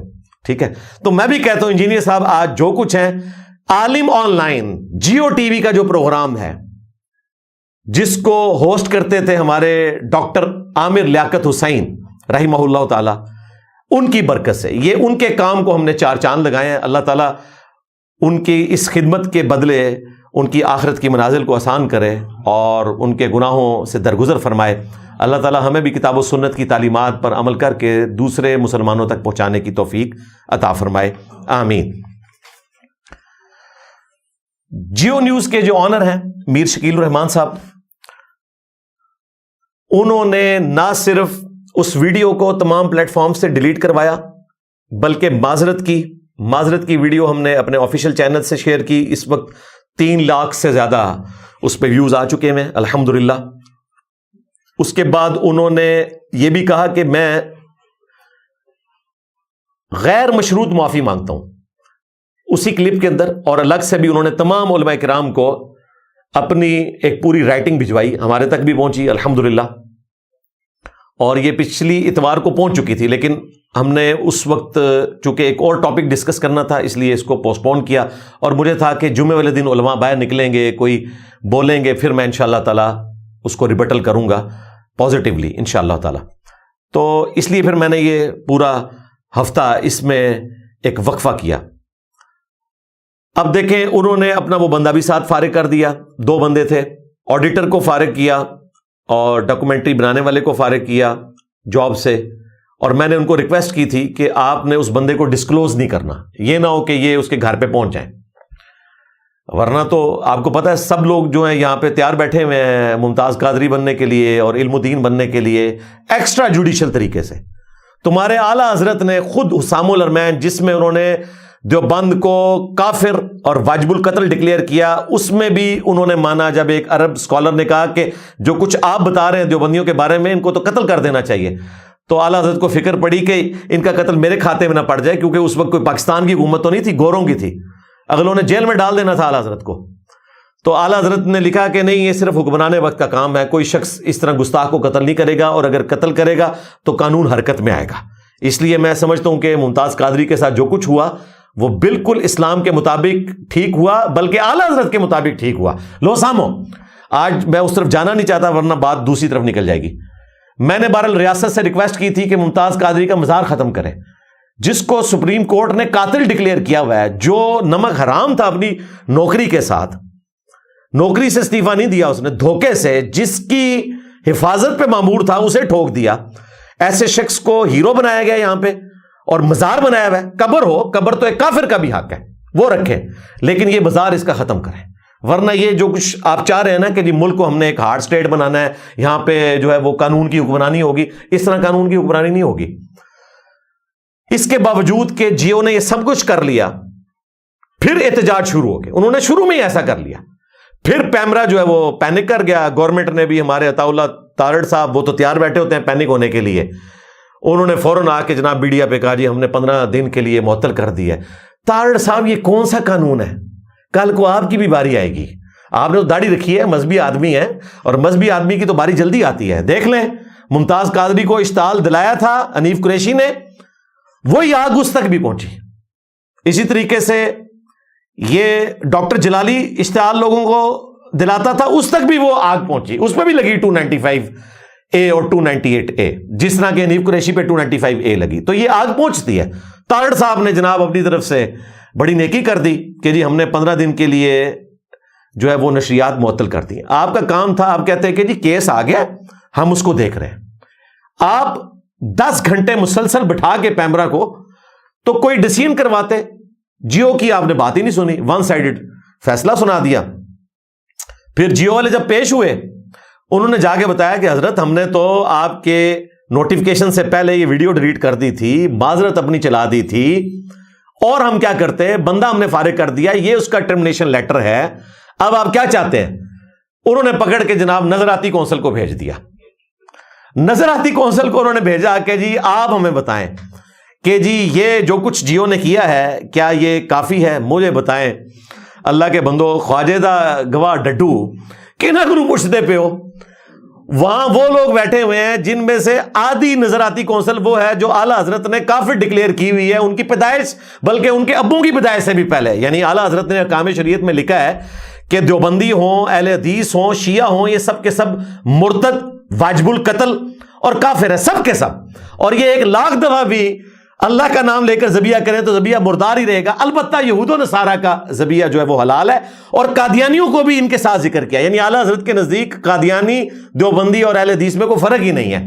تو آدھی نظراتی کونسل تو ویسے ہی فارغ ہوتی ہے، کیونکہ وہاں پہ 4 شیعہ بیٹھے ہوئے ہیں، 4 دیوبندی بیٹھے ہوئے ہیں، اور 2 اہل حدیث، 10 بندے تو فارغ ہو گئے، باقی 10 بریلوی ہیں، اور وہ والے بریلوی ہیں کہ جن کو بریلویوں میں کئی علماء مانتے ہی نہیں، وہ کہتے ہیں نمائندہ علماء نہیں، یہ تو حکومتی ملے ہیں، اور اس طریقے سے سارا معاملہ ہے، ان کو انہوں نے بھجوا دیا۔ اب نظراتی کونسل جو ہے، یہ نظراتی میں کہتا ہوں، ویسے اس کا نام ہے نظریاتی کونسل، تو میں اسلام کے پوائنٹ آف ویو سے یہ توہین سمجھتا ہوں کہ انہیں میں نظریاتی کونسل کہوں، کیونکہ نہ وہاں مجھے نظریہ نظر آ رہا ہے، وہاں نہ مجھے اسلام نظر آ رہا ہے، اس لیے میں اس کو نظر آتی کونسل کہتا ہوں، یعنی اٹ سیم لائک، یہ نظر آتا ہے کہ ایسا ہے۔ تو نظراتی کونسل کو بھیج دیا انہوں نے۔ اب نظراتی کونسل کے لیے بہت بڑا امتحان آ گیا کہ وہ کیا کریں گے، تو میں آپ کو ابھی پریڈکٹ کر دیتا ہوں کہ ان کے پاس 3 پاسبلٹیز ہیں۔ اگر وہاں کوئی سیاڑا بندہ بیٹھا ہوا جس نے میرے والا کیس کور کیا تھا، اور جس دن فیصلہ سنانا تھا اس دن وہ آئے ہی نہیں، انہیں پتا تھا ہمارے ساتھ کیا ہونا ہے۔ محسن اختر کیانی صاحب نے اٹارنی جنرل کو بھی بلایا ہوا تھا، اور مسلسل انہوں نے آلموسٹ کوئی 6-7 مہینے اس کی سماعت کی، اور ٹرانسفر سے 24 گھنٹے پہلے انہوں نے فیصلہ سنا دیا، جو ہیڈ لائنز بھی آپ نے سنی تھی کہ انہوں نے کہا کہ میرے پاس 24 گھنٹے رہ گئے، میں نے فیصلہ سنانا ہے۔ او اللہ معافی دے، میرا فیصلہ سی۔ تو اس کیس میں نظراتی کونسل کے وکیل کو اندازہ ہو گیا تھا، اور میں آج آن کیمرہ یہ بات کہہ رہا ہوں کہ انہوں نے ہمیں ریکویسٹ کی کہ آپ اپنا کیس واپس لے لیں، آئندہ ہم کسی کے بارے میں اس طرح گستاخی کا فتویٰ نہیں دیں گے۔ لیکن ہم نے کہا کہ بھائی ایسا نہیں ہوگا، یہ فیصلہ ایک دفعہ ہائی کورٹ کرے، تاکہ آئندہ آپ اپنی دشمنی نبھانے کی خاطر اس طریقے سے اسلام کو، فقہ کو اسلامک سزاؤں کو آپ اپنے گھر کی لونڈی نہ بنائیں. تو ہم پیچھے نہیں ہٹے. اللہ کا شکر ہے ہمارے حق میں فیصلہ آیا, اور یہ فیصلہ ایسا ہے جو پریس میں چھپے گا. انہوں نے اس فیصلے کی کیٹیگری وہ رکھی ہے, اور آئندہ یہ پریسیڈنٹ کے طور پہ کوٹ کیا جائے گا. تو اگر نظراتی کونسل تک یہ کیس جو پہنچ چکا ہے, وہاں پر کوئی سمجھدار بندہ بیٹھا ہوا تو وہ کہے گا کہ ہماری تو جورسڈکشن ہی کوئی نہیں ہے, کیونکہ آئین کے آرٹیکل 223 کے تحت پارلیمنٹ ان سے پوچھ سکتی ہے, اور وہ بھی یہ پوچھ سکتی ہے کہ یہ قانون اسلام کے مطابق ہے یا نہیں, اور وہ بھی سجیشن, فیصلہ نہیں. اور کسی انڈیویجول کے بارے میں کہ یہ گستاخ ہے یا نہیں ہے, یہ گستاخی ہوئی یا نہیں ہوئی, اس کے لیے بھائی عدالتیں بنی ہوئی ہیں. یہ مولوی جن کو نہ انگریزی پڑھنی آتی ہے, نہ عربی صحیح طریقے سے پڑھنی آتی ہے, نہ انہیں دین کا نالج, نہ دنیا کا نالج, یہ بےچارے صرف اوبلائج کیے ہوئے لوگ ہیں, انہوں نے مطلب فیصلے لکھنے ہیں. یہ محسن اختر کیانی صاحب کا فیصلہ جو انگریزی میں لکھا ہے نا, اس کو اردو میں اپنے عوام کو جمعہ دن پڑھ کے ٹرانسلیشن نہیں بتا سکتے ہیں. ان بےچاروں نے کہاں سے فیصلے کرنے ہیں؟ تو ان کا علمی لیول تو یہ ہے. تو اگر عقل مند بندے نے ان کو مشورہ دیا, جو وکیل وہاں پہ آتا تھا, وہ اگر ان کو مشورہ دے گا تو وہ یہی کہے گا کہ حضرت آپ پیچھے ہٹ جائیں, کیونکہ ہائی کورٹ کا فیصلہ بھی آ چکا ہے, اپنا لچ فرائی نہ کریں. اور موسٹ پروبیبلی یہی نظراتی کونسل کرے گی کہ وہ کہے گی کہ ہماری جورسڈکشن ہی نہیں ہے. دوسرا کیس یہ ہو سکتا ہے کہ وہ کہیں کہ جتنی آپ نے سزا دی ہے پیمرا اس کو خود دیکھے, جو آپ بہتر سمجھتے ہیں کر لیں. یہ بھی ایک درمیان کا راستہ ہو سکتا ہے. تیسری چیز جس کے چانسز نہ ہونے کے برابر ہیں کہ وہ یہ کہیں کہ جی جو لوگ اس میں انوالو ہیں ان کے اوپر توہین مذہب کی دفعہ کاٹی جائے. تو ایسا تو بالکل نہیں ہوگا. لیکن اگر ایسا ہوا تو نظراتی کونسل صرف خود نہیں ڈوبے گی, اپنے فرقوں کے سارے بزرگوں کو لے ڈوبے گی. کیونکہ لوگ پھر کہیں گے کہ اچھا جناب, آپ دوسروں کے اوپر توہین مذہب لگاتے ہیں. پچھلے دنوں ڈاکٹر راغب نعیمی صاحب حفظہ اللہ تعالی, انہوں نے اپنے فرقے کا مولوی مفتی سمر عباس اتاری, جس نے صراحتاً نبی اسلام کے اوپر جھوٹ باندھا اور ایک بےہودہ مثال بکری بکری کر کے اس نے منسوب کی, اور ہمارے شور مچانے کے اوپر اس نے توبہ کی. اس کے بعد مولویوں نے فتویٰ دیا, راغب نعیمی صاحب نے اپنے مدرسے سے فتویٰ نکالا کہ جی ٹھیک ہے جی, یہ اپنے الفاظ واپس لے لے اور آئندہ جو ہے وہ اپنے معاملات سیدھے کر لے. لوگ پوچھیں گے کہ جناب یہ والا پیکج جیو کے لیے کیوں نہیں ہے؟ 400 جو اڈیالہ میں قید ہیں ان کے لیے کیوں نہیں ہے؟ 200 لوگ جو کیمپ جیل لاہور میں توہین مذہب کے کیسز میں ہیں ان کے لیے توبہ کا پیکج کیوں نہیں ہے؟ تو پھر تو ان کا کچھ نہیں بچنا. جو تھوڑی بہت عزت ہے وہ بھی ساتھ لے ڈوبیں گے. یہ میں آپ کو بتا رہا ہوں, انہوں نے بچنا کوئی نہیں ہے. میں ان سے یہی ریکویسٹ کروں گا کہ چپ کر کے ہائی کورٹ کا جو فیصلہ ہے, بلکہ میں نے جیو والوں سے بھی کہا ہے, میں نے ارشاد بھٹی صاحب سے بھی کہا, میری آلموسٹ روزانہ ہی ان سے بات ہوتی ہے ٹیلی فون پہ, اور میں نے میر شکیل الرحمان صاحب تک پیغام پہنچایا کہ آپ کو چاہیے آپ کورٹ میں ان کے خلاف پٹیشن فائل کریں کہ پیمرا نے جو یہ کیس بھجوایا ہے نظراتی کونسل کو, یہ بالکل غیر قانونی ہے. کیونکہ عدالت اس وقت مقدمہ سنتی ہے جب اس کی جورسڈکشن ہو. جس کی جورسڈکشن ہی نہیں مقدمہ سننے کی, وہ آگے فیصلہ کیسے سنا سکتے ہیں؟ تو نظراتی کونسل کا تو کوئی لینا دینا نہیں اس معاملے کے ساتھ.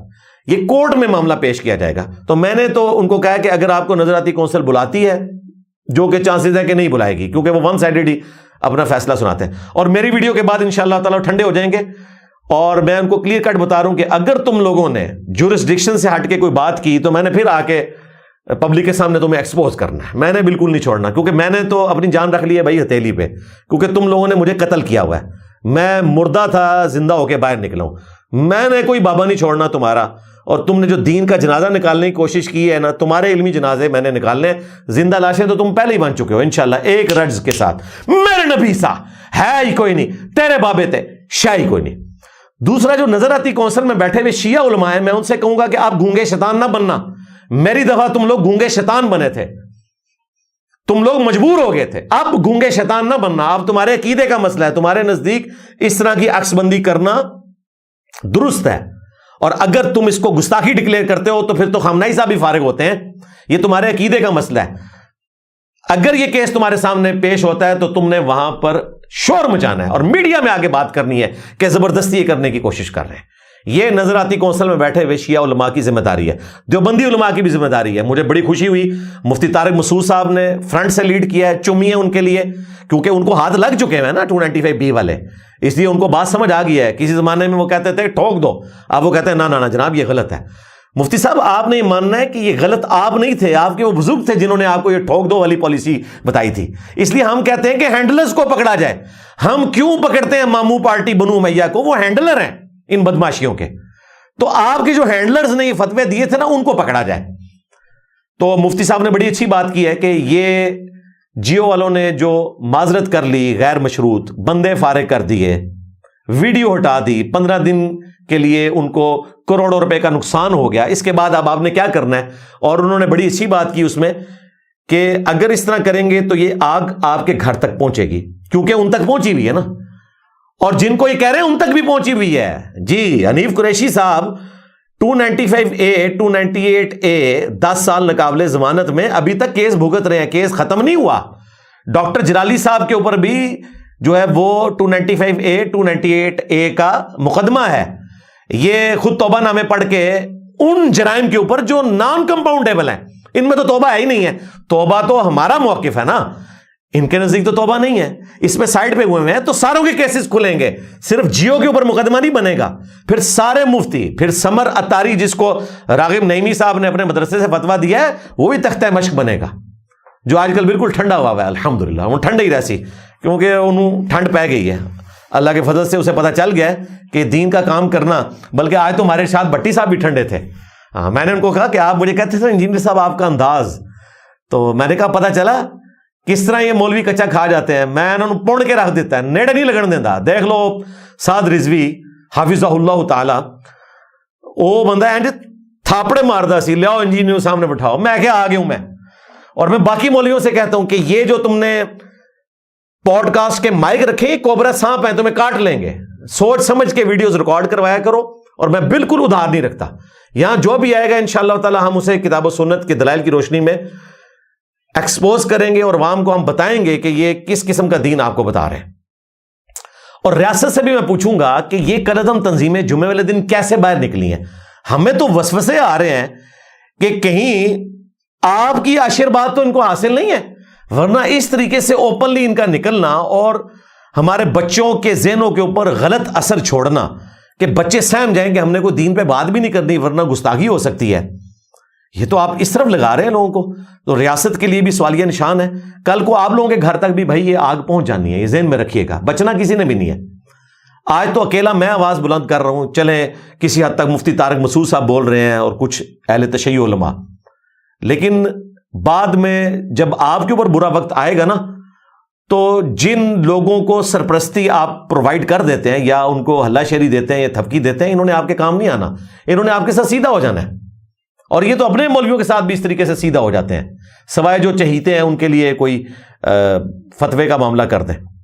بہرحال ان ساری چیزوں کے بعد اینڈ پہ انشاءاللہ تعالی میں 5 علمی پوائنٹس کی شکل میں ہمارے جو ڈاکٹر اشرف آصف جلالی صاحب حفظہ اللہ تعالی، جو خود ملزم ہیں 295A اور 298A کے، اور مجرم ہیں اہل تشیع کے نزدیک اور کئی بریلوی علماء کے نزدیک بھی، انہوں نے جو 7.5 منٹ کی تقریر کی ہے اس کو میں نے 5 علمی پوائنٹس کی شکل میں ایک انٹلیکچوئل ترتیب سے جمع کیا ہے، ان کے بولنے کی ترتیب سے نہیں، کیونکہ وہ تو بیچارے ماشاءاللہ 1 منٹ میں کوئی 50 دفعہ وقفہ کرتے ہیں، تو اس لیے ان کی ویڈیو کاٹ کاٹ کے اپلوڈ کی جاتی ہے، تو فلوئنٹ اتنا بول نہیں سکتے، تو وہ ترتیب بھی میں نے لگائی ہے ان کے جملے اٹھا کے، اور ان کی تقریر کی ترتیب نہیں ہے بلکہ سینسٹیوٹی کی ترتیب ہے۔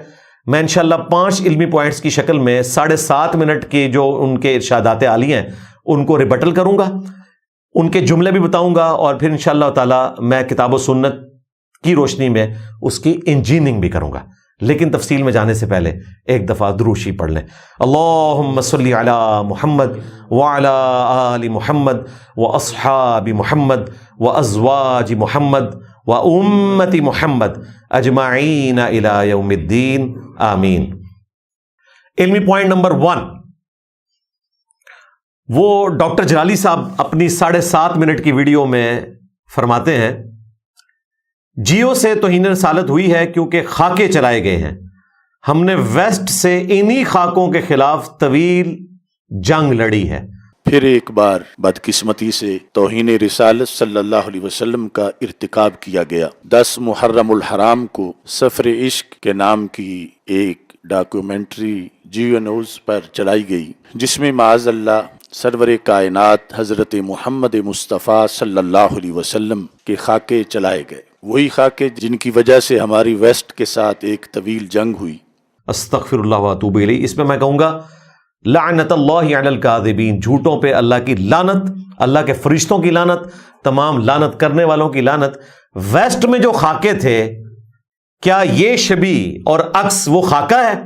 ظالموں، انہوں نے تو ہمارے محبوب صلی اللہ علیہ وآلہ وسلم کی مبارک داڑھی میں بم دکھائے، آپ کو نعوذ باللہ ایک دہشت گردی کا سمبل بنا کے پیش کیا ماڈرن ورلڈ کے اندر، اور جیو والوں نے تو نبی علیہ السلام کی محبت میں ایک عکس دکھایا، ایک شبیہ جس میں بندہ بھی نظر نہیں آ رہا، صرف ایک آپ کو عکس نظر آ رہا ہے کہ سجدے کی حالت میں کوئی، اور اس پہ دو چھوٹے بچے چڑھے ہوئے ہیں۔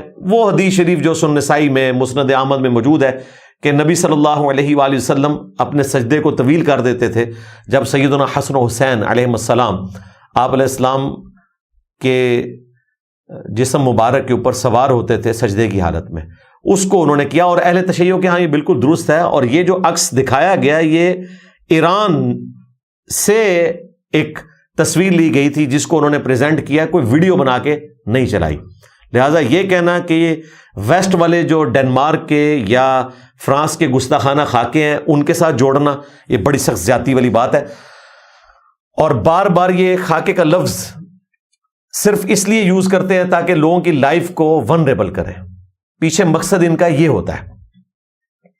دوسری طرف ان کی حالت یہ ہے کہ یہ لوگ حرام کی کمائیاں کھاتے رہے ہیں ان کتابوں کی جن میں گستاخانہ عبارتیں موجود ہیں۔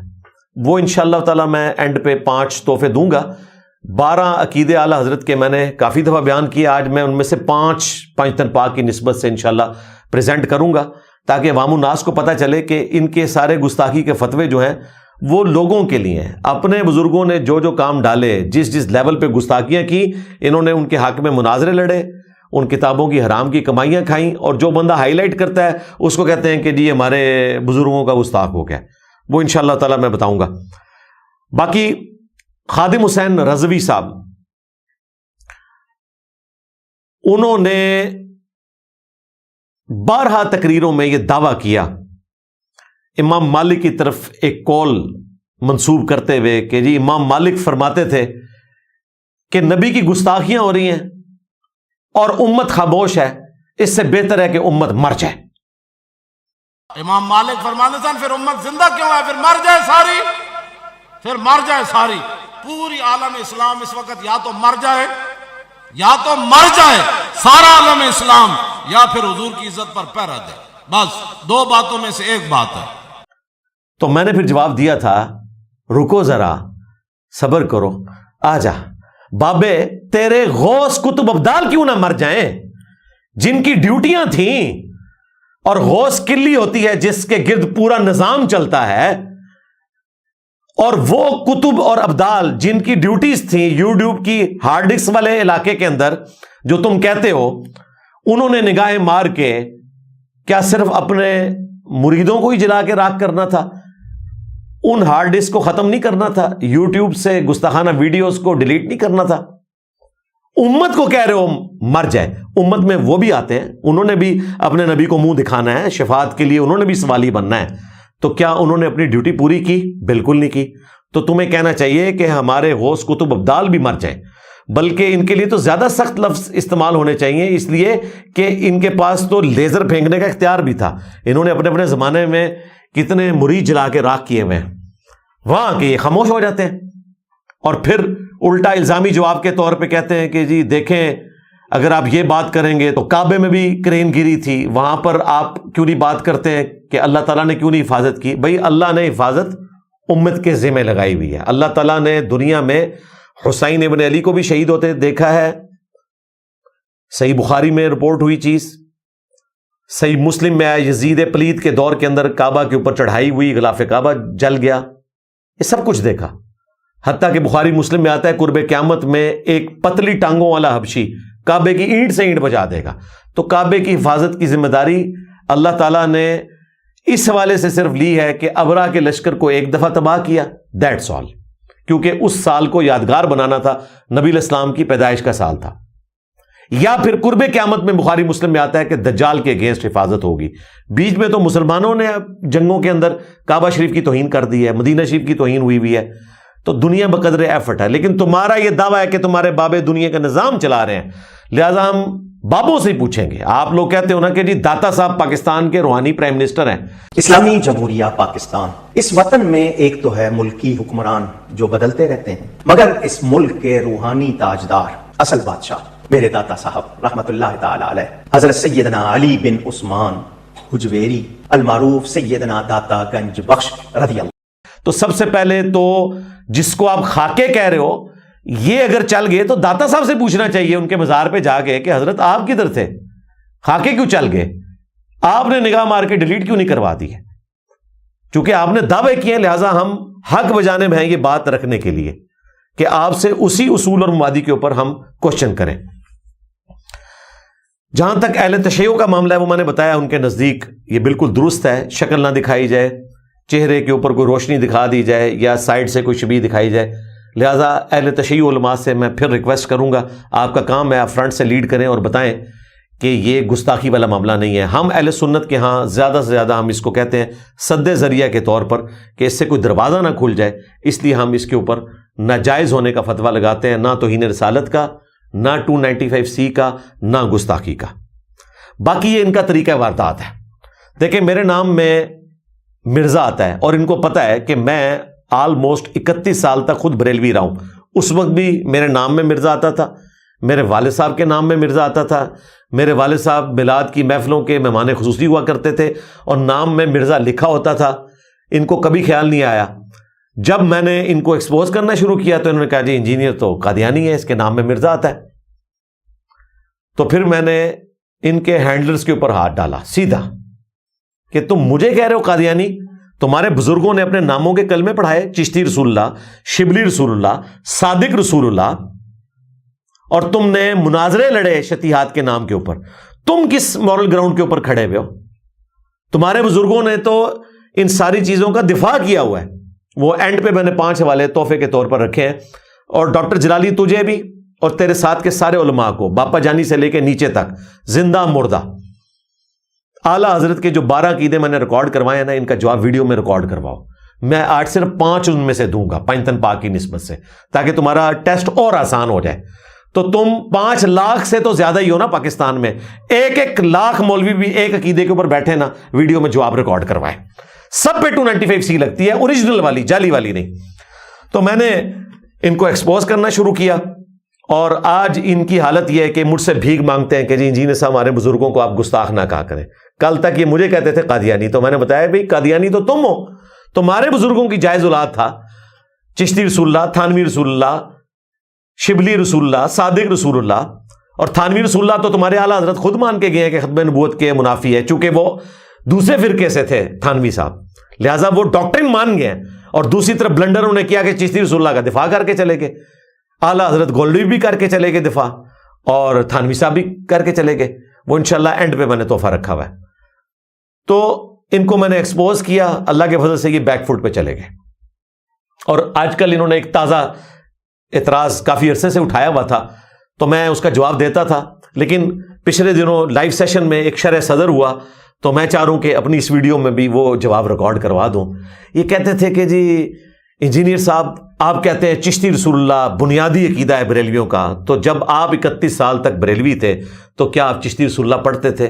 تو میں نے ان کو جواب دیا کہ ہاں مجھے پتا تھا کہ تھانوی رسول اللہ موجود ہے، اسی وجہ سے میں بریلوی ہوتے ہوئے دیوبندیوں کو کافر سمجھتا تھا، لیکن چشتی رسول اللہ کا مجھے نہیں پتا تھا. تو کہتے ہیں دیکھیں نا آپ کو نہیں پتا تھا اس لیے کہ وہ عقیدہ نہیں تھا. میں نے کہا اس لیے نہیں، اس لیے کہ تمہارے مولویوں نے چھپایا ہوا تھا. تھانوی رسول اللہ اس لیے پتا تھا کہ دوسرے فرقے کا تھا. جب مجھے پتا چلا کہ میرے بابوں نے بھی کام ڈالا ہوا ہے اور میری تو بیعت بھی چشتیہ سلسلے میں تھی، سیال شریف جو گولڈے والوں کے بھی پیر ہیں، تو میں نے اپنا فرقہ ہی چھوڑ دیا اپنے نبی کی محبت میں، کیونکہ میرے نبی سا ہے ہی کوئی نہیں، تیرے بابے تھے شے ہی کوئی نہیں. تو پتا چلا نہ صرف چھوڑا بلکہ بابے میں نے علمی طور پہ ٹانگ کے رکھ دیے اور ان کی کٹر پبلک کو بھی بابوں سے توڑ کے رسول اللہ کے ساتھ جوڑ دیا صلی اللہ علیہ وآلہ وسلم. اب اس کا نیا جواب جو آمد ہوا ہے اللہ تعالیٰ کی طرف سے شرح صدر، کشف اور الہام نہیں، وہ یہ ہے کہ میں آپ سے پوچھتا ہوں کیا 1974 سے پہلے 1400 سال تک اسلام کی ڈیفینیشن میں کہیں یہ چیز موجود تھی کہ کوئی بندہ مسلمان ہونے آئے تو آپ نے اسے کہلوانا ہے اشہد ان لا الہ الا اللہ وحدہ لا شریک لہ واشہد ان محمدا عبدہ ورسولہ؟ یہاں تک تو تھا موجود بخاری مسلم میں، وہاں پہ ختم نبوت کا تو ذکر ہی موجود نہیں تھا، پوری حدیث کے اندر ختم نبوت کا ذکر نہیں موجود تھا، اگرچہ ختم نبوت ضروریات دین میں سے ہے، اس کے انکار کرنے والا کافر ہے، لیکن نیو مسلم کے لیے آپ کیا ڈیفینیشن میں یہ کرواتے تھے؟ نہیں کرواتے تھے۔ تو آپ نے 1974 کے آئین میں ختم نبوت کو اس کے ساتھ ایڈ کیوں کیا؟ تو اس کا جواب یہ دیتے ہیں کہ فتنہ آ گیا تھا قادیانیوں کا، مجبوراً ہمیں اسلام کی ڈیفینیشن ریوائز کرنی پڑی، اگرچہ بخاری مسلم میں صرف توحید اور رسالت کا اقرار کافی تھا، ختم نبوت کا نہیں لکھا ہوا تھا، بقیہ حدیث اور قرآن کی آیات اس پہ گواہ ہیں، لیکن اتنا کافی تھا۔ لیکن چونکہ ایک فتنہ کھڑا ہوا غلام احمد قادیانی دجال کا، ہمیں مجبوراً سیکنڈ امینڈمنٹ کرنی پڑی 73 کے آئین میں 1974 کے اندر، اور ہم نے قادیانیوں کو کافر ڈکلیئر کیا، پلس ہم نے کہا کہ ختم نبوت بنیادی عقیدہ ہے، محمد رسول اللہ کہنا کافی نہیں ہے، آخری نبی کہنا ضروری ہے، اگرچہ کلمے میں یہ نہیں تھا، تم نے کلمہ بدل دیا، دوسرے معنوں میں اگر دیکھا جائے عدالت میں لے کے جائیں، کلمہ بدل دیا، اس کے اندر چیز ایڈ کر دی، اور بالکل ٹھیک ہوا کہ جو ضرورت تھی اس کے مطابق آپ نے فیصلہ کیا۔ اب 28ویں یا 29ویں آئینی ترمیم جو آئے تو اس میں ہماری گورنمنٹ سے ڈیمانڈ ہے کہ اس میں یہ ایڈ کیا جائے کہ چشتی رسول اللہ بریلویوں کا بنیادی عقیدہ ہے، جس طرح قادیانیوں کا بنیادی عقیدہ امتی نبی ماننا ہے غلام احمد قادیانی دجال کو، ان کا بنیادی عقیدہ ہے چشتی رسول اللہ کو ڈیفینڈ کرنا، کیونکہ انہوں نے 2009 میں مناظرے لڑے ہیں شتیہات کے نام پہ۔ جب میں مسلط ہوا تو آپ کہتے ہیں کتابیں بدل گئی ہیں، وہ ویڈیوز موجود ہیں، پنڈی کے مفتی نے بھی شتیہات کے نام پہ دفاع کیا، لاہور کے چھوٹو نے بھی سبحان اللہ پڑھی اور کہا کہ جی یہ تو خواجہ تو کہہ رہے ہیں میں کمینے غلاموں میں سے ایک غلام ہوں۔ شبلی بولے اس طرح پڑھ لا الہ الا اللہ شبلی رسول اللہ، اور ختم نبوت کے ڈاکووں شبلی کو رسول بنانے والوں، لا الہ الا اللہ چشتی رسول اللہ، لا الہ الا اللہ شبلی رسول اللہ۔ انہوں نے پھر پڑھا لا الہ الا اللہ شبلی رسول اللہ۔ اب بات یہ انہوں نے شبلی کو کیا کہا؟ کون ہے؟ کافر ہے۔ ان کے علماء نے لکھا شبلی نے جتنی باتیں کی حالت سکر اور مستی میں کی، خبردار زینہار ہرگز ایسے صوفیاء کے بارے میں زبان نہ کھولنا۔ تم بکی جا رہے ہو، تمہارے کافر کہہ رہے ہیں نہ کھولنا، تم بکی جا رہے ہو۔ خبردار زینہار ہرگز ایسے صوفیاء کے بارے میں زبان نہ کھولنا۔ تم بکی جا رہے ہو، تمہارے کافر کہہ رہے ہیں نہ کھولنا، تم بکی جا رہے ہو۔ خواجہ نے کیا فرمایا؟ سنو کہ میں کون ہوں اور کیا ہوں، محمد الرسول اللہ صلی اللہ علیہ وسلم کے دربار کے کمینے غلاموں میں سے ایک ہوں، کمینے غلاموں میں سے ایک ہوں، کمینے غلاموں میں سے ایک ہوں۔ یعنی وہی بات ہے جو ہمارے اسٹوڈنٹ نے لکھی کہ یہ کمینوں والی حرکت ہے جو کی ہے غلام نے، تو اب یہ تمہارا بنیادی عقیدہ ہے۔ اسی طریقے سے دیوبندیوں کے کیس میں بھی وہ لکھوائیں کہ تھانوی رسول اللہ ہمارا بنیادی عقیدہ ہے، آپ کو سمجھ نہیں آیا، جس طرح قادیانی کہتے ہیں کہ مسلمانوں کو امتی نبی سمجھ نہیں آیا، تاکہ ہم چاہتے ہیں کہ لوگوں کو پتہ چلے کہ ختم نبوت کا مجاہد صرف وہ ہے جو کہتا ہے میرے نبی سا ہے ہی کوئی نہیں، تیرے بابے تے شاہی کوئی نہیں، باقی سارے اینٹی قادیانی ہیں۔ تو یہ تحفہ ہے میری طرف سے، جس طرح 1974 کے آئین میں تم نے ختم نبوت کو شامل کیا، انجینئر صاحب نے چشتی رسول اللہ کو شامل کر دیا تمہارے بنیادی عقیدے میں، کیونکہ تم نے دفاع کیا ہوا ہے۔ لو سامو علمی پوائنٹ نمبر 2، ڈاکٹر جلالی صاحب فرماتے ہیں کہ تعظیم والا خاکہ بنانا بھی گستاخی ہے، کیونکہ آپ اس میں غیر نبی کو نبی بنا کے پیش کر رہے ہیں، اگرچہ وہ کوئی ایکٹنگ بھی کر رہا ہو، اس نے دعوی نبوت کر دیا ہے، اگر کوئی تعظیم یا سیرت نگاری کے لحاظ سے خاکہ بناتا ہے تو پھر بھی وہ توہین ہے. تو جب بھی کوئی معاذ اللہ آپ کی تصویر بنائے گا تو دوسرے لفظوں میں وہ غیر نبی کو نبی قرار دے رہا ہے. دوسری طرف یہ فقہ حنفی کے مطابق بتاتے ہیں کہ جی اگر کسی کے عقیدے میں یا کسی کے قول کے اندر 99 مطلب کفر کے نکلتے ہوں اور ایک ایمان کا، تو مفتی پہ واجب ہے کہ ایمان کا فتویٰ لگائے گا.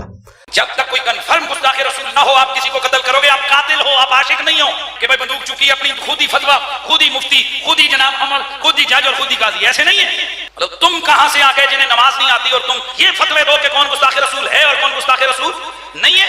یہ مذاق ہے کیا؟ خبردار خبردار، آگاہ رہو. جس طرح توہین رسالت کے حوالے سے معاملہ خطرناک ہے، اس طرح انسانی جان کے حوالے سے بھی معاملہ بڑا خطرناک ہے. 100 وجوہات کفر ہوں کسی بندے کی تعویل میں ایک وجہ اس کی ایمان والی آ جائے اسے مومن کنسیڈر کیا جاتا ہے. 100 وجوہات کفر ہوں کسی بندے کی تعویل میں ایک وجہ اس کی ایمان والی آ جائے اسے مومن کنسیڈر کیا جاتا ہے. 100 وجوہات کفر ہوں کسی بندے کی تعویل میں ایک وجہ اس کی ایمان والی آ جائے اسے مومن کنسیڈر کیا جاتا ہے. یہ آپ کہاں ہیں؟ آپ کو کیا پتا عام عوام کو کہ کیا چیز توہین پر منطبق ہوتی ہے اور کیا چیز جو ہے نا نہیں ہوتی. اور یہاں یہ کہہ رہے ہیں کہ وہ غیر نبی کو نبی مان رہے ہیں. ہمارا موقف بھی یہ ہے کہ سد ذریعہ کے طور پہ اس طرح کے خاکے نہیں بننے چاہیے. اگرچہ اہل تشیع کے ہاں یہ شبیہ بنانا، عکس بنانا درست ہے. خاکے میں آپ کی وجہ سے استعمال کر رہا ہوں، ورنہ تو میں اس کے لیے خاکے کا ورڈ بولنا بھی توہین سمجھتا ہوں.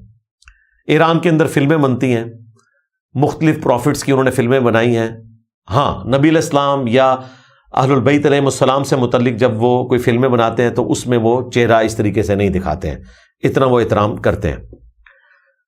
لیکن اہل سنت نے دا میسج فلم بنائی، پوری دنیا کے بڑے علماء نے اس کو ایکسیپٹ کیا، جیو کے اوپر ڈبنگ کے ساتھ چلی. اس وقت کوئی توہین والا معاملہ سامنے نہیں آیا. یعنی تم نے صحابہ کرام اور اہل بیت کے حوالے سے تو کسی حد تک قبول کر لیا. اس فلم کے اندر حضرت امیر حمزہ رضی اللہ تعالیٰ عنہ علیہ السلام کو دکھایا گیا تھا، خلفائے راشدین کو نہیں دکھایا گیا تھا. لیکن جب 2011-12 میں عمر سیریز سامنے آئی، قطر والوں نے جو بنائی، اس میں تو انہوں نے خلفائے راشدین کو بھی دکھایا. اور یوسف القرضاوی جو کہ مفتی اعظم ہیں قطر کے، باقاعدہ کنسلٹنٹ ہیں، جن کی کتابیں مدینہ یونیورسٹی میں اور ام القرا یونیورسٹی مکے کے اندر پڑھائی جاتی ہیں، انہوں نے فتویٰ دیا. ان کے اسٹوڈنٹ ڈاکٹر علی سلابی جو مسلمانوں کے اس وقت سب سے بڑے ہسٹورین ہیں، انہوں نے سیدنا ابوبکر، عمر، عثمان و علی رضی اللہ عنہم اجمعین وعلیہم السلام اجمعین کی بایوگرافی پہ 4 کتابیں اتنی موٹی موٹی لکھی ہیں الگ الگ خلفائے راشدین پہ. وہی دارالاسلام والوں نے اردو میں ٹرانسلیٹ کر کے تو پبلک میں عام کی ہیں. اتنا بڑا ہسٹورین، وہ بھی کنسلٹنٹ ہیں عمر سیریز کے. اور وہابی جو آج کل باہر نکلے ہوئے ہیں، ان کے بڑے ڈاکٹر ذاکر نائک نے باقاعدہ عمر سیریز کو ریکمینڈ کیا ہوا ہے اپنی ویڈیو کے اندر. اس میں تو خلفائے راشدین دکھائے ہوئے ہیں. لہذا خلفائے راشدین تک، صحابہ تک، اہل البیت تک یہ لوگ راضی ہو چکے ہیں. صرف مسئلہ نبی الاسلام کے حوالے سے تھا، ہماری ریزرویشن ہے. نبی الاسلام کے حوالے سے نہ ہم پہلے قائل تھے نہ مستقبل میں ہوں گے، کیونکہ آپ علیہ السلام جیسا تو ہے ہی کوئی نہیں ہے. باقی جو لوگ ہیں ظاہر ہے وہ انسان ہیں، مرتبے پہ بات ہو سکتی ہے، ادروائز ان کا سٹیٹس کوئی انبیاء والا تو ہے نہیں ہے. وہاں تو کنفلکٹ بھی بہت زیادہ پایا جاتا ہے، وہ ایک الگ سے ٹاپک ہے. تو اہل تشیع کا کام ہے کہ اب فرنٹ سے لیڈ کریں اور عوام کو بتائیں کہ ہمارے نزدیک اس قسم کی شبیہ درست تھی جس میں چہرہ نہ دکھایا جائے اور ایک عکس بندی جسٹ کی جائے ایک تصویر کی شکل میں. لہٰذا یہ گستاخی نہیں بنتی. چونکہ اہل سنت کے نزدیک یہ ناجائز ہے، لہٰذا ہم کہتے ہیں کہ اس طرح کی چیزیں نہیں ہونی چاہیے. اب وہ لوگ جو کہتے ہیں کہ ہمیں 100% اعلیٰ حضرت چاہیے، تو ان سے بھی میں ریکویسٹ کروں گا کہ 100% اعلیٰ حضرت تو یہ ہیں کہ آپ لوگ جو ویڈیوز ریکارڈ کروا رہے ہو جیو نیوز کے خلاف، تو اعلیٰ حضرت کے نزدیک تو ویڈیو بنانا حرام ہے، ان کے نزدیک تو تصویر بنانا بھی حرام ہے. اور کسی زمانے میں تم سب لوگ یہ کہتے تھے، اسپیکر میں نماز کو بھی حرام سمجھتے تھے. ہمارے ایکس مرشد باپا جانی آج وہ اسپیکر کے بغیر سٹارٹ نہیں ہوتے، کیمرے کے بغیر وہ سکرین پہ آنے کے لیے، اسٹیج پہ آنے کے لیے تیار نہیں ہوتے. تو اب تو کسی زمانے میں یہ تصویر جو ہے وہ حرام تھی، پھر مکروہ ہوئی، پھر مباح، اور اب ماشاءاللہ ثواب کا کام مستحب اور واجب کے درجے میں ہو چکا ہے. لہٰذا یہ مانو کہ تمہارے اعلیٰ حضرت نے اسپیکر پہ بھی غلط فتویٰ دیا تھا، تصویر پہ بھی، ویڈیو پہ بھی غلط فتویٰ دیا تھا. اور میں علماء سے ریکویسٹ کروں گا، اگر آپ اسلام کے ساتھ مخلص ہیں تو اس قسم کی حرکتیں چھوڑ دیں. ادروائز وہ دن دور نہیں ہے کہ ٹی وی پروگرامز پہ جو کوئی تھوڑا بہت کوئی مذہب کا ایلیمنٹ باقی ہے محرم میں، رمضان میں یا ربیع الاول کے اندر، یہ بھی ختم ہو جائے گا۔ لوگ کہیں گے ٹھیک ہے جناب، چونکہ اس میں گستاخی کا شائبہ ہے۔ بلکہ اگلے دن مفتی فضل ہمدرد صاحب نے بڑی اچھی بات کی، انہوں نے کہا میں دعوے سے کہتا ہوں کہ بڑے سے بڑا مفتی کسی بھی فرقے کا بٹھائیں، 1 مہینے تک وہ درس دینا اسلام کے اوپر، تو اس کی درجنوں گستاخیاں نکل آئیں گی جو یہ ڈیفینیشن گستاخی کی کرتے ہیں۔ اور وہ گستاخی بھی صرف دوسرے فرقے والوں کے لیے ہوتی ہے، اپنے فرقے والوں کے لیے نہیں ہوتی ہے۔ اپنے فرقے والے جو مرضی کرتے رہے، وہ پردہ ڈالنے کی کوشش کرتے ہیں۔ تو یہی کچھ ہونا ہے ان کے ساتھ۔ علمی پوائنٹ نمبر 3، ڈاکٹر جلالی صاحب فرماتے ہیں 295C کا مقدمہ کرنا ضروری ہے ان سب لوگوں پر جو اس میں شامل ہیں۔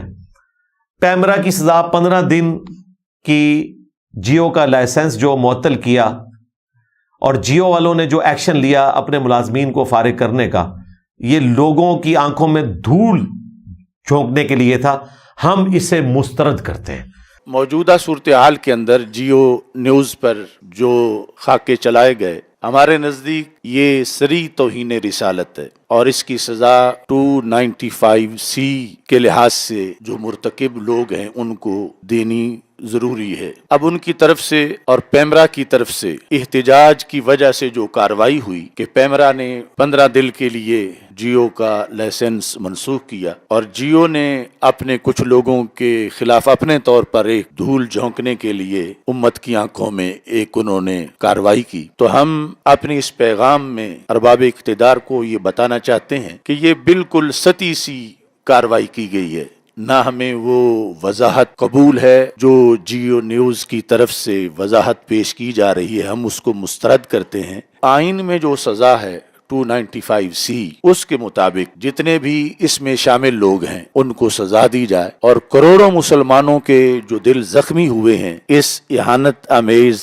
عمل کی بنیاد پر، لہذا 295C کے مطابق ان لوگوں کو سزا دی جائے۔ پاکستان کی حکومت کو یہ چاہیے جیو نیوز کے خلاف خصوصی طور پر کارروائی کی جائے، اور اس عمل میں جتنے ذمہ دار لوگ ہیں ان کو قراروا کی سزا دی جائے۔ اندازہ کریں اس کے پاس کوئی پوسٹ نہیں ہے اور وہ کہہ رہے ہیں میں مسترد کرتا ہوں۔ نہ تو پرائم منسٹر، حالانکہ پرائم منسٹر بھی یہ کام نہیں کر سکتا، نہ تو آرمی چیف، حالانکہ آرمی چیف بھی ایسا نہیں کر سکتا، نہ تو چیف جسٹس، حالانکہ چیف جسٹس بھی بغیر شواہد کے پورا مقدمہ سنے نہیں کر سکتا۔ اصل میں ان کا نشہ پرانا ہے۔ حکمرانوں نے حکومت اپنے پاس رکھی ہوئی تھی، بنو امیہ نے، بنو عباس نے، اور جوڈیشری جو ہے وہ حوالے کی ہوئی تھی علماء کے، تو ان کو فیصلہ کرنے میں مزہ آتا تھا۔ کچھ فیصلے حکمرانوں کی مرضی کے کرتے تھے، کچھ اپنی مرضی کے، یعنی لوگوں کی زندگی موت کے فیصلے انہوں نے آلموسٹ 1000 سال تک کیے ہیں۔ انگریزوں کے آنے کے بعد ان کی نوکریاں ختم ہو گئیں، اور اللہ کا شکر ہے دوبارہ بحال نہیں ہوئی۔ آج تک ان کو وہ غم نہیں جا رہا، یہ نوکریاں حاصل کرنے کی کوشش کر رہے ہیں۔ اس لیے یہاں بیٹھے ہوئے یہ اپنے ذم میں یہی سمجھتے ہیں کہ ہم آج بھی اس چیف جسٹس کی کرسی پہ بیٹھے ہیں، آج بھی ہم قاضی ہیں۔ یہ اپنے آپ کو سارے قاضی اور چیف جسٹس سمجھتے ہیں، اس لیے کہتے ہیں ہم مسترد کرتے ہیں۔ تم لوگوں کی کیا اتھارٹی ہے؟ تم نے جو نظر آتی کونسل بنائی ہوئی ہے نا، اس کی کوئی اوقات نہیں ہے پبلک کی نظر میں کہ اس میں 4 شیعہ علماء ہیں، 4 دیوبندی ہیں، 2 اہل حدیث ہیں، یعنی آلموسٹ 10 ادر دین بریلوی ہیں، اور وہ اعلیٰ حضرت کے نزدیک مرتد واجب القتل ہیں۔ احکام شریعت میں اعلیٰ حضرت نے لکھا ہے، اور انہوں نے ان کو قادیانیوں کے ساتھ ذکر کیا اور کہا ہے کہ یہود و نصارہ کا ذبیحہ تو حلال ہے، ان وہابیوں کا ذبیحہ حلال نہیں ہے، لہذا وہ تو ویسے ہی فارغ ہو گئے۔ پھر ملفوظات اعلیٰ حضرت میں انہوں نے کہا، جب ان سے پوچھا گیا کہ ان کے پیچھے نماز پڑھ سکتے ہیں، وہابیوں کے پیچھے، دیوبند اور اہل حدیث کے پیچھے، انہوں نے کہا نہ ان کی نماز نماز ہے، نہ جماعت جماعت ہے۔ پھر پوچھا گیا کہ کیا ان کی مسجد میں پڑھ سکتے ہیں، تو کہا کہ کفار کی مساجد مثل گھر کے ہیں، جس طرح گھر میں مجبوراً نماز ہوتی ہے، ان وہابی کافروں کی مسجد میں مجبوراً نماز ہوتی ہے۔ یہاں ہمیں اعلیٰ حضرت سے اختلاف ہے، کفار کی مساجد نہیں ہوتی ہیں، عبادت گاہیں ہوتی ہیں۔ اعلیٰ حضرت سے بھی غلطی ہو گئی اجتہادی، اسی لیے ہم قادیانیوں کو مسجد نہیں لکھنے دیتے، بیت الحمد لکھتے ہیں۔ تو اعلیٰ حضرت کی اصلاح ہم نے الحمدللہ کی ہے۔ تیسرا پوچھا گیا اذان کا، تو انہوں نے کہا جن کی نماز ہی نہیں ہے ان کی اذان بھی باطل ہے، صرف اللہ کے نام پر عز و جل کہہ لیں اور درود شریف پڑھ لیں محمد صلی اللہ علیہ وآلہ وسلم کے مبارک نام کے اوپر، اور پھر ہمارے بابا جی نے تو قلم ہی توڑ دیا. انہوں نے کہا کہ جی چھڑ دو, یہ تو وابیاں دی اذان ہے, یہ کی احترام, یہ تو سوراں دے سور نے. کہنا انہیں بڑے دے اخلاص منگو تو بڑے بڑے لوگ ہم گداواں نو خیر پا ہی دیں گے. چلو جی چلیے, او بھابیاں دی اذان ہے تے کڑا دے اے تے سور دے سور ہیں. چلو چلیے.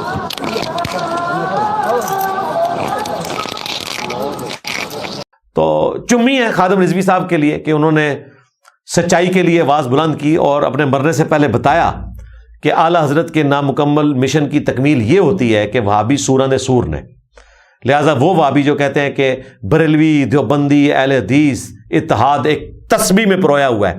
ہمارے مطالبات آپ کے سامنے ہیں.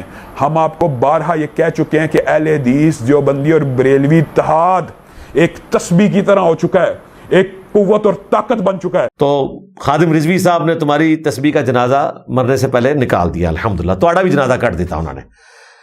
تو نظراتی کونسل کی بھی جورسڈکشن نہیں ہے, اور مجھے امید ہے انشاءاللہ ہماری ویڈیو کے بعد تو ویسے ہی انہوں نے کہنا ہے کہ جی ہائی کورٹ کا فیصلہ ہے, ہم تو کوئی اس طرح کا مشورہ کسی کو دے ہی نہیں سکتے جب تک کہ عدالت ہم سے نہ پوچھے, اور وہ بھی فیصلہ نہیں مشورہ دیں گے یہ پارلیمنٹ کو. اب رہے ڈاکٹر راغب نعیمی صاحب حفظہ اللہ جو چیئرمین ہیں نظراتی کونسل کے, ان سے میں ریکویسٹ کروں گا کہ آپ نے اگر کوئی اس قسم کا فتویٰ دیا تو پھر لوگ پوچھیں گے کہ تمہارے مفتی سمر عباس نے جب گستاخی کی تھی اس وقت تم نے اس کے حق میں فتویٰ دے کے اسے کہا کہ تم اپنے الفاظ واپس لے لو, یہ پیکج تم نے دوسرے لوگوں کے لیے کیوں نہیں رکھا. اور ڈاکٹر جلالی صاحب سے بھی میں کہوں گا کہ آپ بھی گونگے شیطان نہ بنیں. آپ کو بھی پتا ہے آپ کے گھر تک بھی یہ آگ پہنچی ہوئی ہے. آپ کا کام ہے کہ آپ سچائی کے لیے آواز بلند کریں اور بتائیں کہ یہ 295C نہیں ہوئی. جس طرح آپ نے اپنے ذام میں اپنا عقیدہ بیان کیا اور آپ پہ 295A 298A لگی تو آپ کو برا لگا نا. دوسرے لوگوں پہ بھی جب آپ اس قسم کا کام کرواتے ہیں تو ان کو بھی برا لگتا ہے کہ یار ہم تو ماننے والے ہیں, آپ قسمیں اٹھاتے رہے, آپ نے تو پھر نعرے بھی لگوائے بے گناہ بے خطا سیدہ زہرا, لیکن نہیں مانا کسی نے. وہی آگ آج آپ دوسروں پہ پھینک رہے ہیں. اور سیاستدانوں سے بھی میں کہوں گا کہ آپ پہ بھی برا وقت آیا ہے. خواجہ آصف صاحب کے اوپر سیاہی پھینکی گئی, نواز شریف صاحب کے اوپر جوتا پھینکا گیا, اور احسن اقبال صاحب جن کی والدہ ختم نبوت کی مجاہدہ ہیں, مودودی صاحب کی جماعت سے ان کا تعلق تھا, ان کے بیٹے کو گولی لگ رہی ہے ربیع الاول کے مہینے کے اندر کہ جی انہوں نے قانون کو بدل کے رکھ دیا ولیعوذ باللہ تعالیٰ. وہ تو بعد میں کچا چٹا کھل گیا کہ پیچھے تو عزائم کچھ اور تھے. تو سارے علماء کو چاہیے, چونکہ ان کے گھر تک آگ پہنچی ہے, مفتی حنیف قریشی صاحب بھی بھگت چکے ہیں, جلالی صاحب بھی بھگت چکے ہیں, اور سمر اتاری صاحب نے بھی آگ بھگتی ہے, اور ہمارے کراچی کے مفتی صاحب انہوں نے تو ماشاءاللہ رجوع کر لیا ہوا ہے, وہ تو اب اچھے طریقے سے اس معاملے کو ہینڈل کر رہے ہیں, اور انہوں نے کہا کہ جیو نے معذرت کر لی, اس کے بعد کوئی تک نہیں بنتا کہ آپ اس قسم کے احتجاج کریں.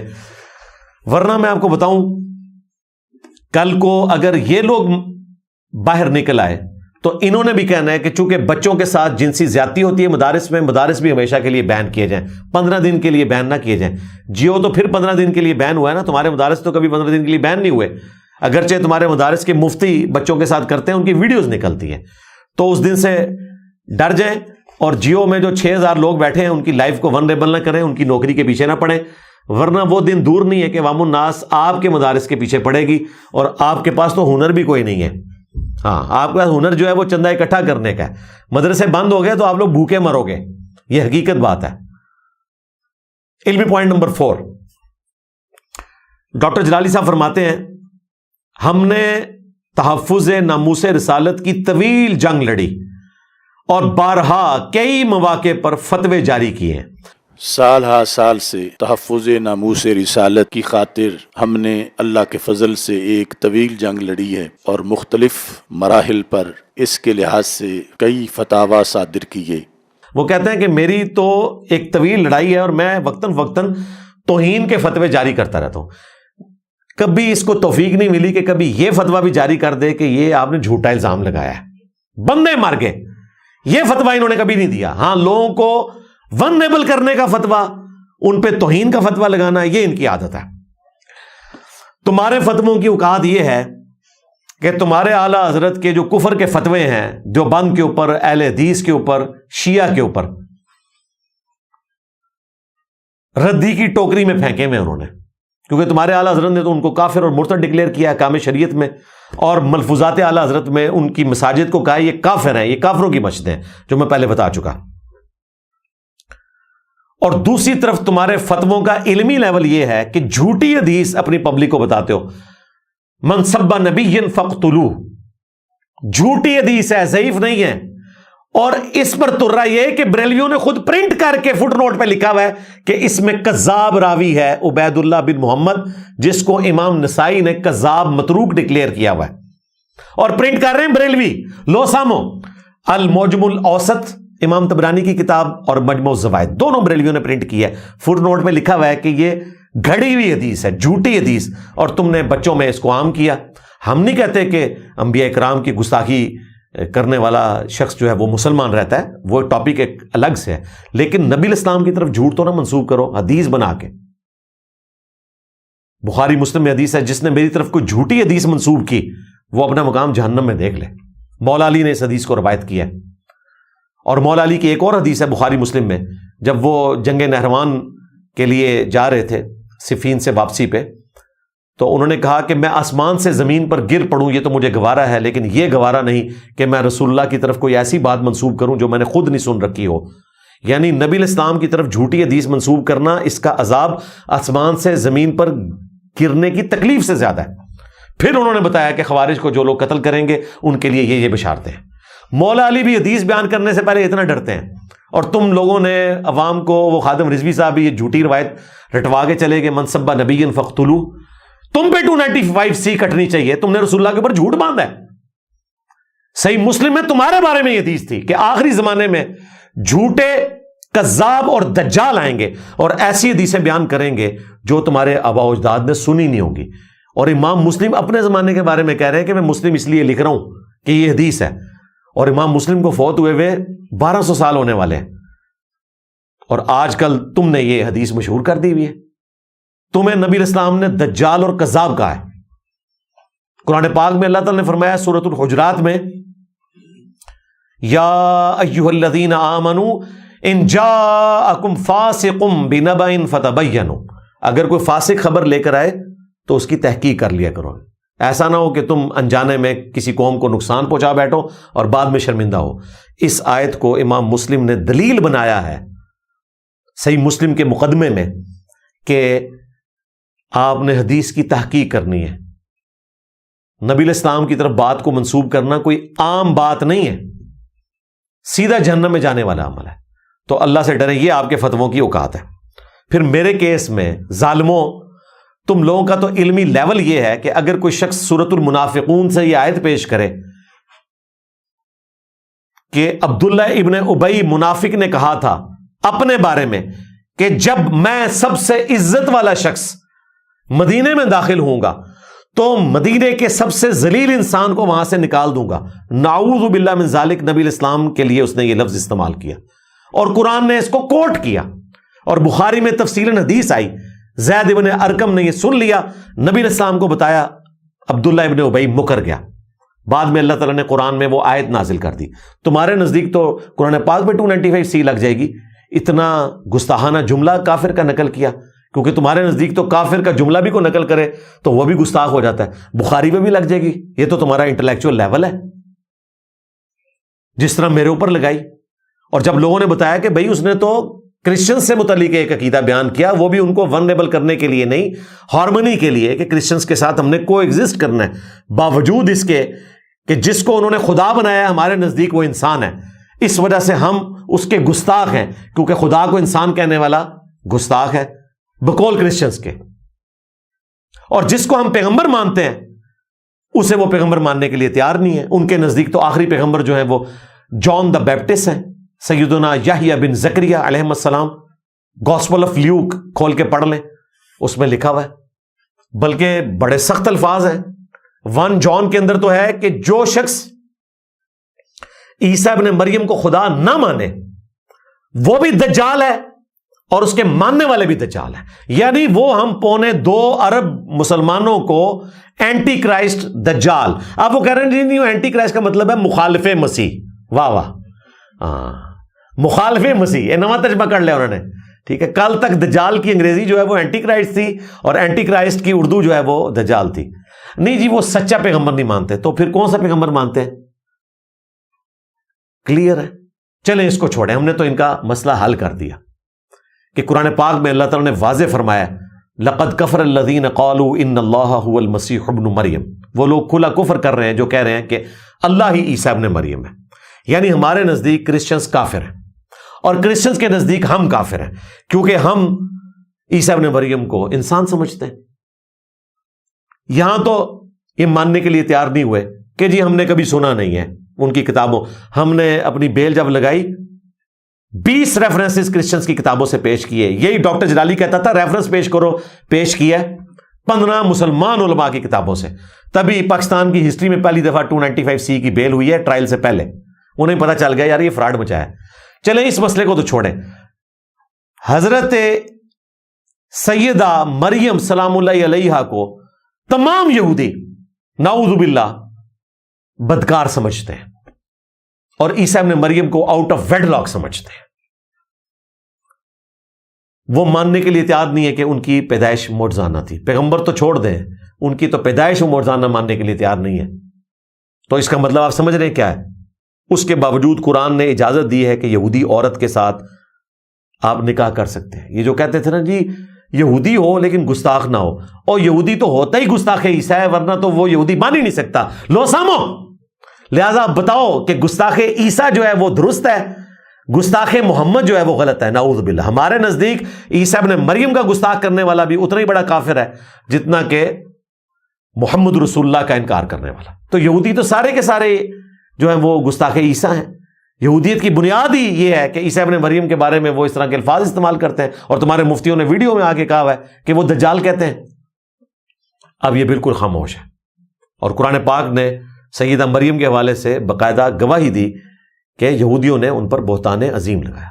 تو میں نے کرسچنز اور جوز کو یہ بتایا تھا کہ ہماری کتابوں میں تمہاری عورتوں سے نکاح درست ہے, باوجود اس کے کہ تمہارا ہمارے پیغمبر کے بارے میں عقیدہ ہے, لہٰذا ہم نے کو ایگزسٹ کرنا ہے, نہ یہ کہ ایک دوسرے کو قتل کرنا ہے. اس کو انہوں نے بگاڑ کے پیش کیا اور پھر ذلت کمائی. تو تمہارے فتوے جو تو کہہ رہا تھا نا کہ میں نے بڑی طویل جنگ لڑی ہے, جاہل آدمی, تجھے پتہ ہی نہیں ہے, کسی بات کا نہیں پتا, اپنی طرف سے تشریحات تو کرتا ہے. تو آج انشاءاللہ تعالی میں اب اینڈ میں علمی پوائنٹ نمبر 5 میں ڈاکٹر اشرف آصف جلالی اور اس کے بزرگ خصوصاً اعلیٰ حضرت بریلوی ان کے حوالے سے 5 عقیدے پیش کرنے لگا ہوں. اس کے بعد تیری ذمہ داری ہے کہ ان کی قبروں پہ جو کتبے لگے ہیں نا ان پہ 295C لگاؤ. میں نہیں کہتا کہ ان کی لاشیں نکال کے تو ان کے اوپر لگاؤ. تمہاری ڈاکٹرن تو یہی ہے کہ گستاخوں کی لاشیں لٹکائی جائیں. ہم کہتے ہیں نہیں, لاش کا احترام ہوگا, ہاں کافر کی بھی ہو, ایٹ لیسٹ کتبے لگنے چاہیے. اور تو بھی 295C کا یہاں بیج لگا, ہاں, کیونکہ تو 100% اعلیٰ حضرت چاہتا ہے, لہذا 100% جو اعلیٰ حضرت کے عقیدے ہیں وہ تیرے عقیدے ہیں, تیرے پہ بھی 295C لگتی ہے. یہ 5 عقیدے دے رہا ہوں اینڈ پہ, اور تمام بریلوی علماء کے لیے میری یہ علمی ریکویسٹ ہے, چیلنج نہیں ہے. اپنی عوام کو آ کے آپ نے سیٹسفائی کرنا ہے ان 5 عقیدوں کے حوالے سے, پنجتن پاک کی نسبت سے, چونکہ آج 19 محرم الحرام 1448 ہجری ہے, بمطابق 5 جولائی 2026 عیسوی. ریفرنس نمبر 1, تمہارے بایزید بستامی نے یہ دعویٰ کیا کہ لوائی اعظم من لوائی محمد, قیامت کے دن میرا جھنڈا محمد کے جھنڈے سے بڑا ہوگا اور محمد اور تمام انبیاء میرے جھنڈے کے نیچے ہوں گے. نعوذ باللہ من ذالک. یہ دعویٰ غلام احمد قادیانی دجال نے بھی نہیں کیا ہوا, جو تمہارے بایزید نے کیا. پہلے میں ان کو تذکرۃ الاولیاء کا حوالہ دیتا تھا تو انہوں نے کہا وہ کتابیں بدل گئی ہیں. فتاوی رضویہ میں اعلیٰ حضرت نے دفاع کیا ہے بایزید کے اس جملے کا, اور کہا کہ اس کے منہ سے اللہ بول رہا تھا, اور اللہ کا جھنڈا تو محمد کے جھنڈے سے بڑا ہوگا. تمہارے اعلیٰ حضرت کی جہالت کا لیول یہ تھا کہ اسے یہ بھی نہیں پتا تھا کہ اللہ کا جھنڈا تو خود محمد صلی اللہ علیہ وآلہ وسلم کے ہاتھوں میں ہوگا, بازید کے ہاتھوں میں کہاں سے آ جانا ہے وہ جھنڈا؟ پھر وہ دو جھنڈے مان رہا ہے. وہ کہہ رہا ہے میرا جھنڈا محمد کے جھنڈے سے بڑا ہوگا. یعنی وہ کہہ رہا ہے محمد الگ سے جھنڈا لیے ہوئے ہوں گے اور میں الگ سے. لو سامو، اور ہم نے تمہارے بازید کا جھنڈا ڈھونڈ لیا ہے. وہ بخاری مسلم میں آیا، قیامت والے دن ہر غدار اور خائن کے لیے میدان محشر میں جھنڈا بلند ہوگا اور بتایا جائے گا اس نے دنیا میں خیانت کی تھی، اس نے غداری کی تھی. تم لوگ اپنے نبی کے غدار ہو، خائن ہو، تمہارے بزرگ بھی. اسی وجہ سے اللہ تعالیٰ نے تم سے ایسا بدلہ لیا ہے کہ 1200 سال میں جو عزت کمائی تھی 12 سالوں میں ہمارے ایک رجز نے تمہارے سارے بزرگ فارغ کر کے رکھ دیے. میرے نبی سا ہے ہی کوئی نہیں، تیرے بابے تھے شاہی کوئی نہیں. تو اعلیٰ حضرت نے دفاع کیا ہے، تمہارے پنڈی کے مفتی حنیف قریشی نے ویڈیو میں دفاع کیا ہوا ہے. اس کے علاوہ اور بہت ساری جو ہے نا وہ تعویلات ہیں. مثلا یہ جو مرزا صاحب جو ہے نا اپنی انہوں نے وہ بنائے ہوئے لوگوں کو کہتے ہیں کہ میرا جھنڈا لوائی اعظم من لوائی محمد، میرا جھنڈا محمد صلی اللہ علیہ وسلم کے جھنڈے سے بڑا ہے. ٹھیک ہے، اب اصل میں یہاں یہ بیک میں نہیں جا رہے کہ یہ صوفیاء ایک ٹرم کے تحت یہ لفظ بول رہے ہیں. ٹرم کیا ہے؟ وحدت الوجود. یہ خاص کیفیت ہے، جذب کی خاص کیفیت ہے، یہ کوئی عام بات نہیں ہے. اب میں اس کی تعویل کر رہا ہوں جو ہے نا لوائی اعظم من لوائی، میرا جھنڈا محمد کے جھنڈے سے بڑا ہے. صوفیاء یہ کہتے ہیں کہ یہ جس طرح حضرت موسیٰ علیہ السلام طور پہ گئے تو وہاں درخت میں سے آواز آئی انی انا اللہ رب العالمین. تو اللہ تعالیٰ بوٹے سے بول سکتا ہے، زبان ولی سے نہیں بول سکتا. تو اب یہ زبان بایزید کی نہیں تھی، زبان ان کی ایک کلام رائی ہو رہا ہے اور وہ کہہ رہے ہیں میرا جھنڈا محمد کے جھنڈے سے بڑا ہے. اور اس مفتی بیچارے کا بھی کوئی قصور نہیں ہے، اس نے اعلیٰ حضرت کے پیچھے اپنی آخرت برباد کر لی ہے کیونکہ وہ دفاع کر کے گیا تھا. میں آج پوسٹ مارٹم نہیں کر رہا قرآن و سنت کی روشنی میں کہ یہ عقائد کس لیول تک گرے ہوئے ہیں کراس ریفرنسز پیش کر کے، ورنہ 1 گھنٹہ اور لگ جائے گا. اس کے لیے آپ میری ویڈیو دیکھ لیں، اعلیٰ حضرت کے 12 عقیدے میں نے طبیعت صاف کر دی ہوئی ہے. صرف میں عوام کو بتا رہا ہوں کہ تم لوگ ان لوگوں کے ماننے والے ہو.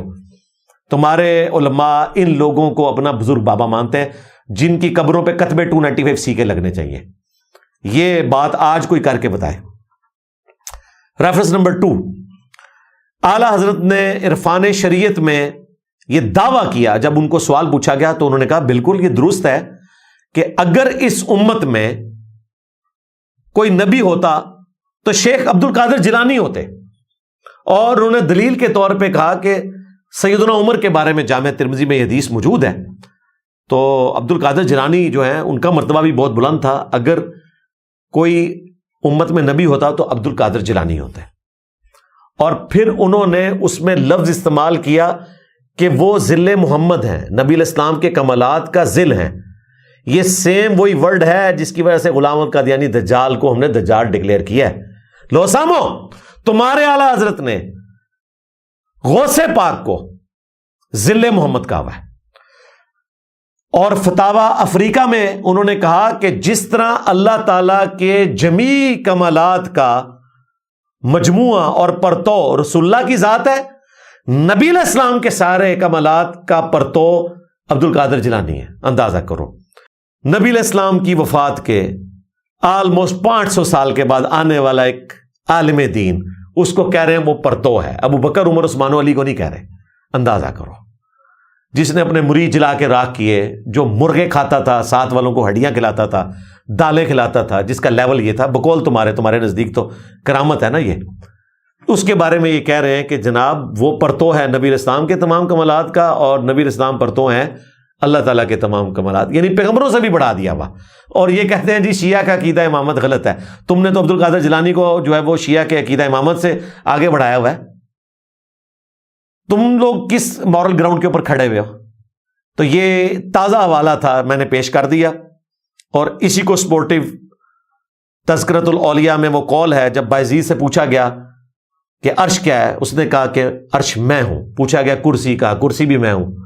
ہاں، پھر اس کی کیسٹ آن ہوگی، اس نے کہا میں ابراہیم ہوں، میں عیسیٰ ہوں، میں موسیٰ ہوں.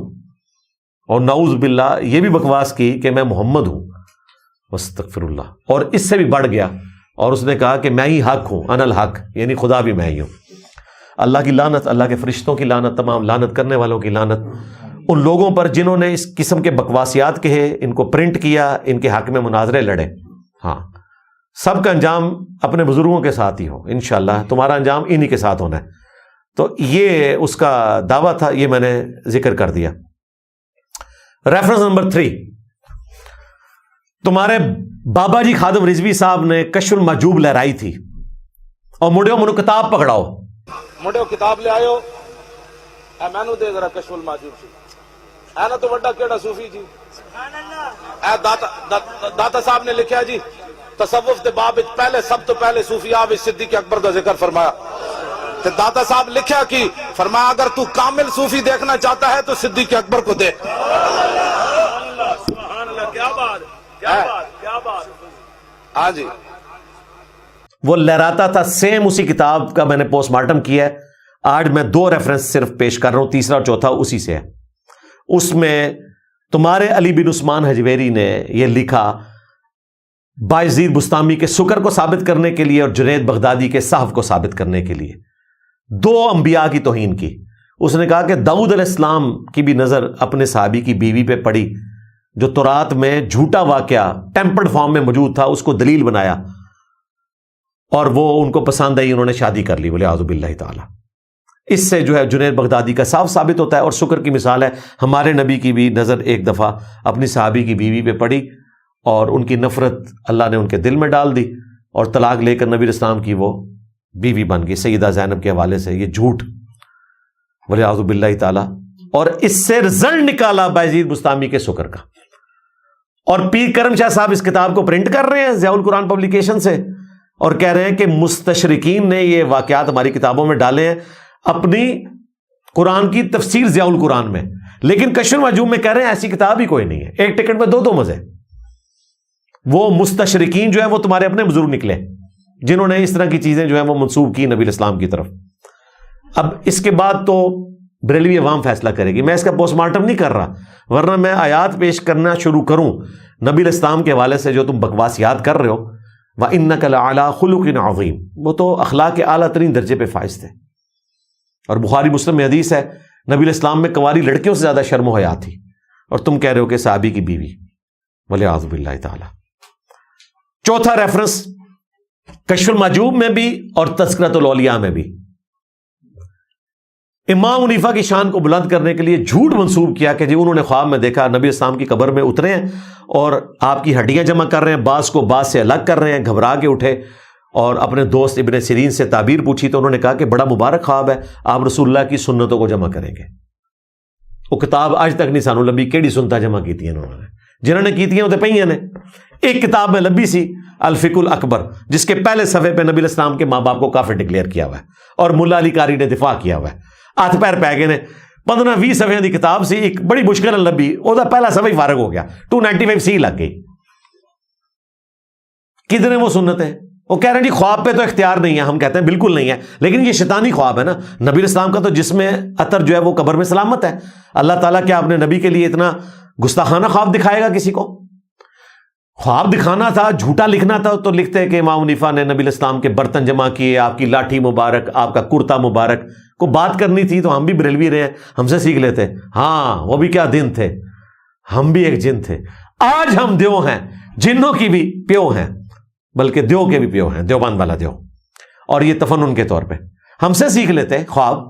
تم نے اس طرح کا گستاخانہ خواب, قرآن میں لکھا ہے کہ حضرت سلیمان علیہ السلام کا جسم بھی سلامت رہا, لاٹھی کو جب تک دیمک نے چاٹا نہیں ہے ان کا جسم عطر نیچے نہیں آیا.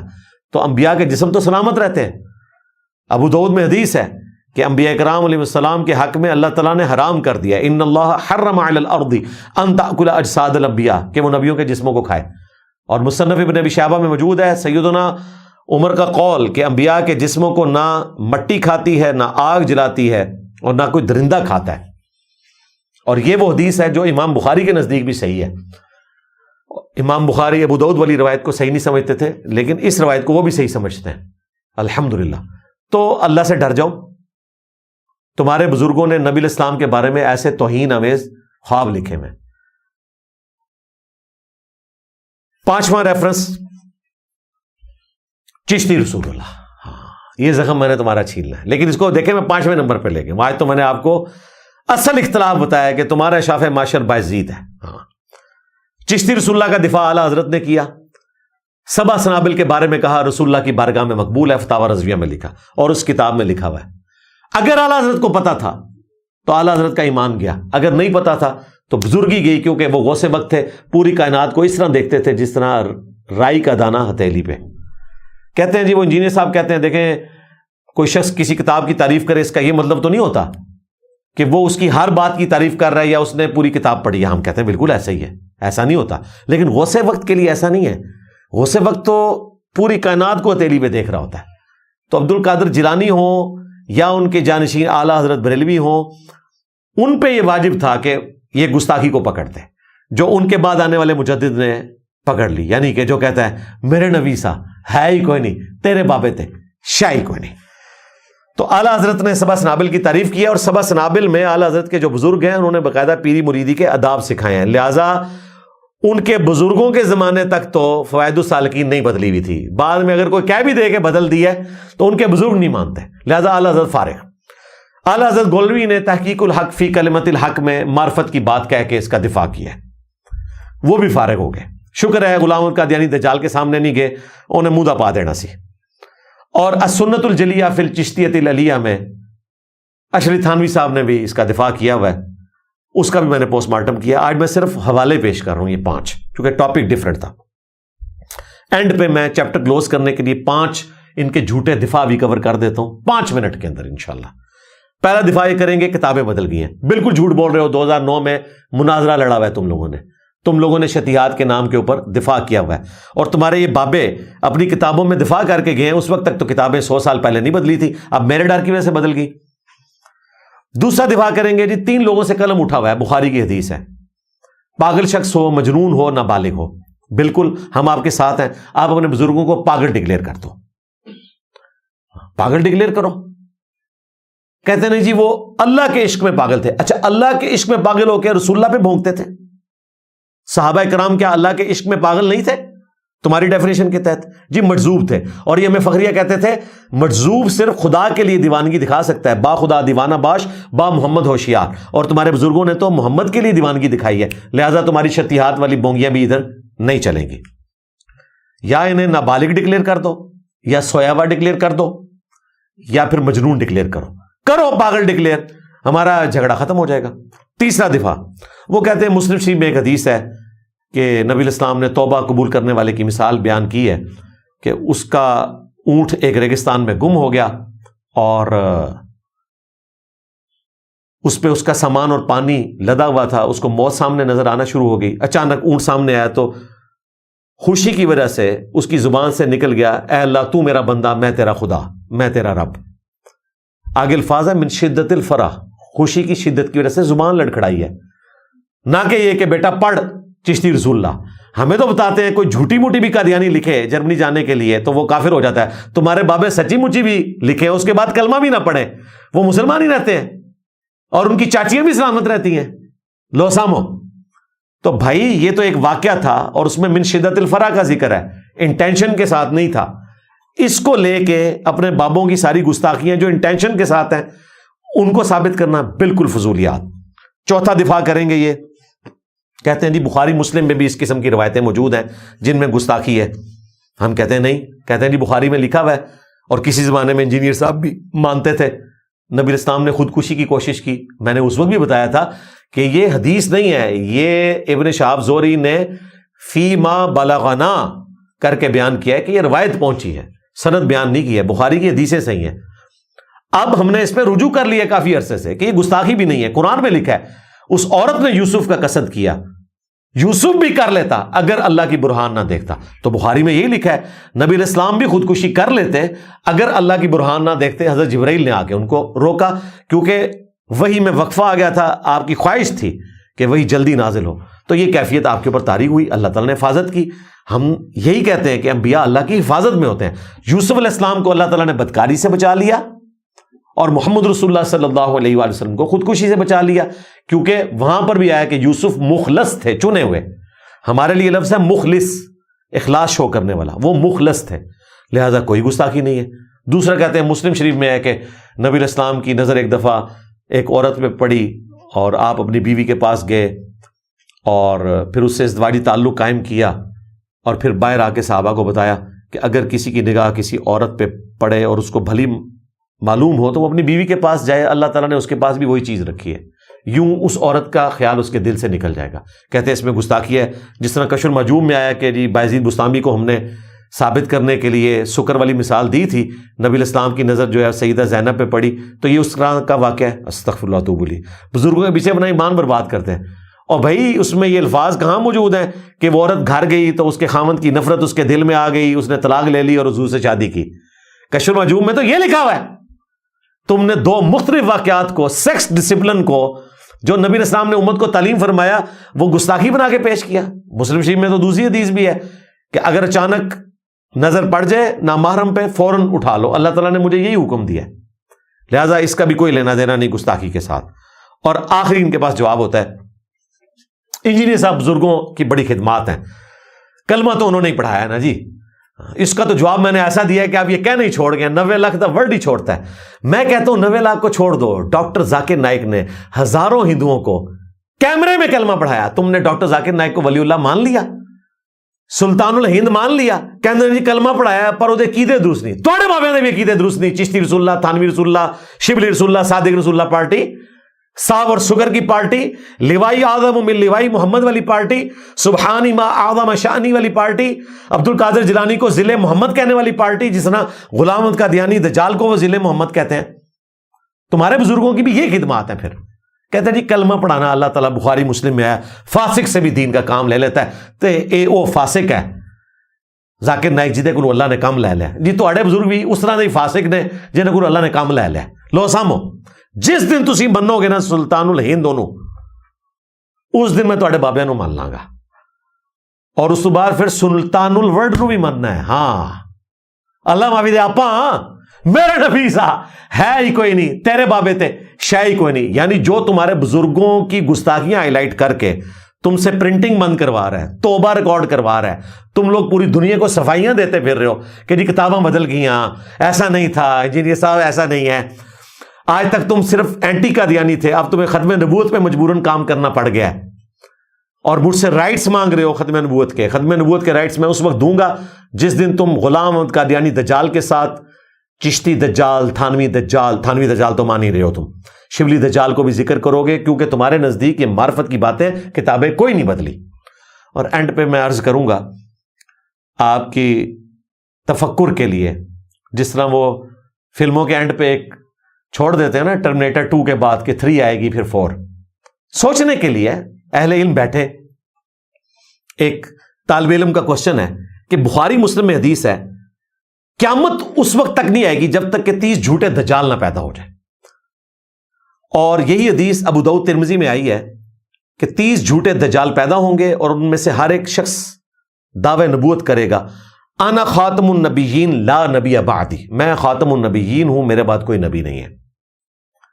یہ 30 جھوٹے دجال کدھر ہیں؟ آپ لوگ آئے دن کہتے ہو قیامت قریب آ گئی, اسی لیے کہتے ہو کہ اتنا بڑا فتنہ آ گیا انجینئر کی شکل میں, قرب قیامت کی نشانی ہے کہ علماء اٹھائے گئے ہیں, اب جاہل لوگوں کو دین سکھا رہے ہیں. پھر تقی عثمانی صاحب بھی چکے جانے چاہیے دینے, مفتی منیف صاحب بھی چکے جانے چاہیے دینے, امام کعبہ نو بھی چک لو, وہ زندہ نے علماء, ٹھیک ہے جی, تو علماء نہیں نہ چکے گئے. چلو جی قرب قیامت آ گیا, 30 جھوٹے دجال کدھر ہیں؟ تمہاری گنتی تو 4-5 کے بعد ختم ہو جاتی ہے.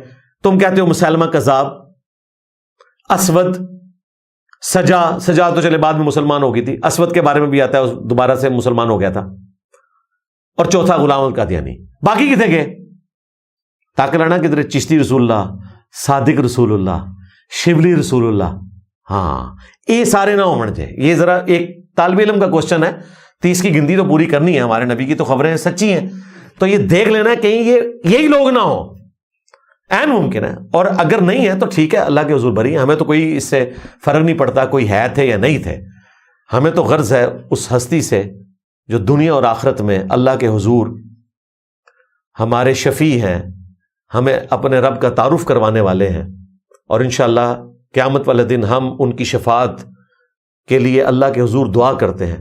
سیدنا امام اعظم محمد رسول اللہ صلی اللہ علیہ وآلہ وسلم, وہ ہمارے بزرگ ہیں. ان کے بعد ہر وہ شخص ہمارا بزرگ ہے جو ان کی تعلیمات ہمیں پہنچائے, یعنی کہ وہ زبان حال سے کہے, زبان قال سے بھی کہے اور زبان حال سے بھی کہے, میرے نبی سا ہے ہی کوئی نہیں, تیرے بابے تے شے ہی کوئی نہیں, مولا علی سا ہے ہی کوئی نہیں, ماموں پارٹی تے شے ہی کوئی نہیں، خلفائے راشدین جیسا ہے ہی کوئی نہیں، بنو امیہ تے شے ہی کوئی نہیں۔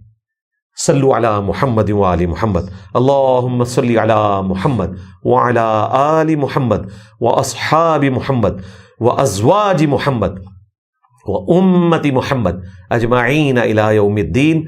سبحانک اللہم وبحمدک، اشہد ان لا الہ الا انت، استغفرک واتوب الیک، وما علینا الا البلاغ المبین۔ جزاکم اللہ خیرا۔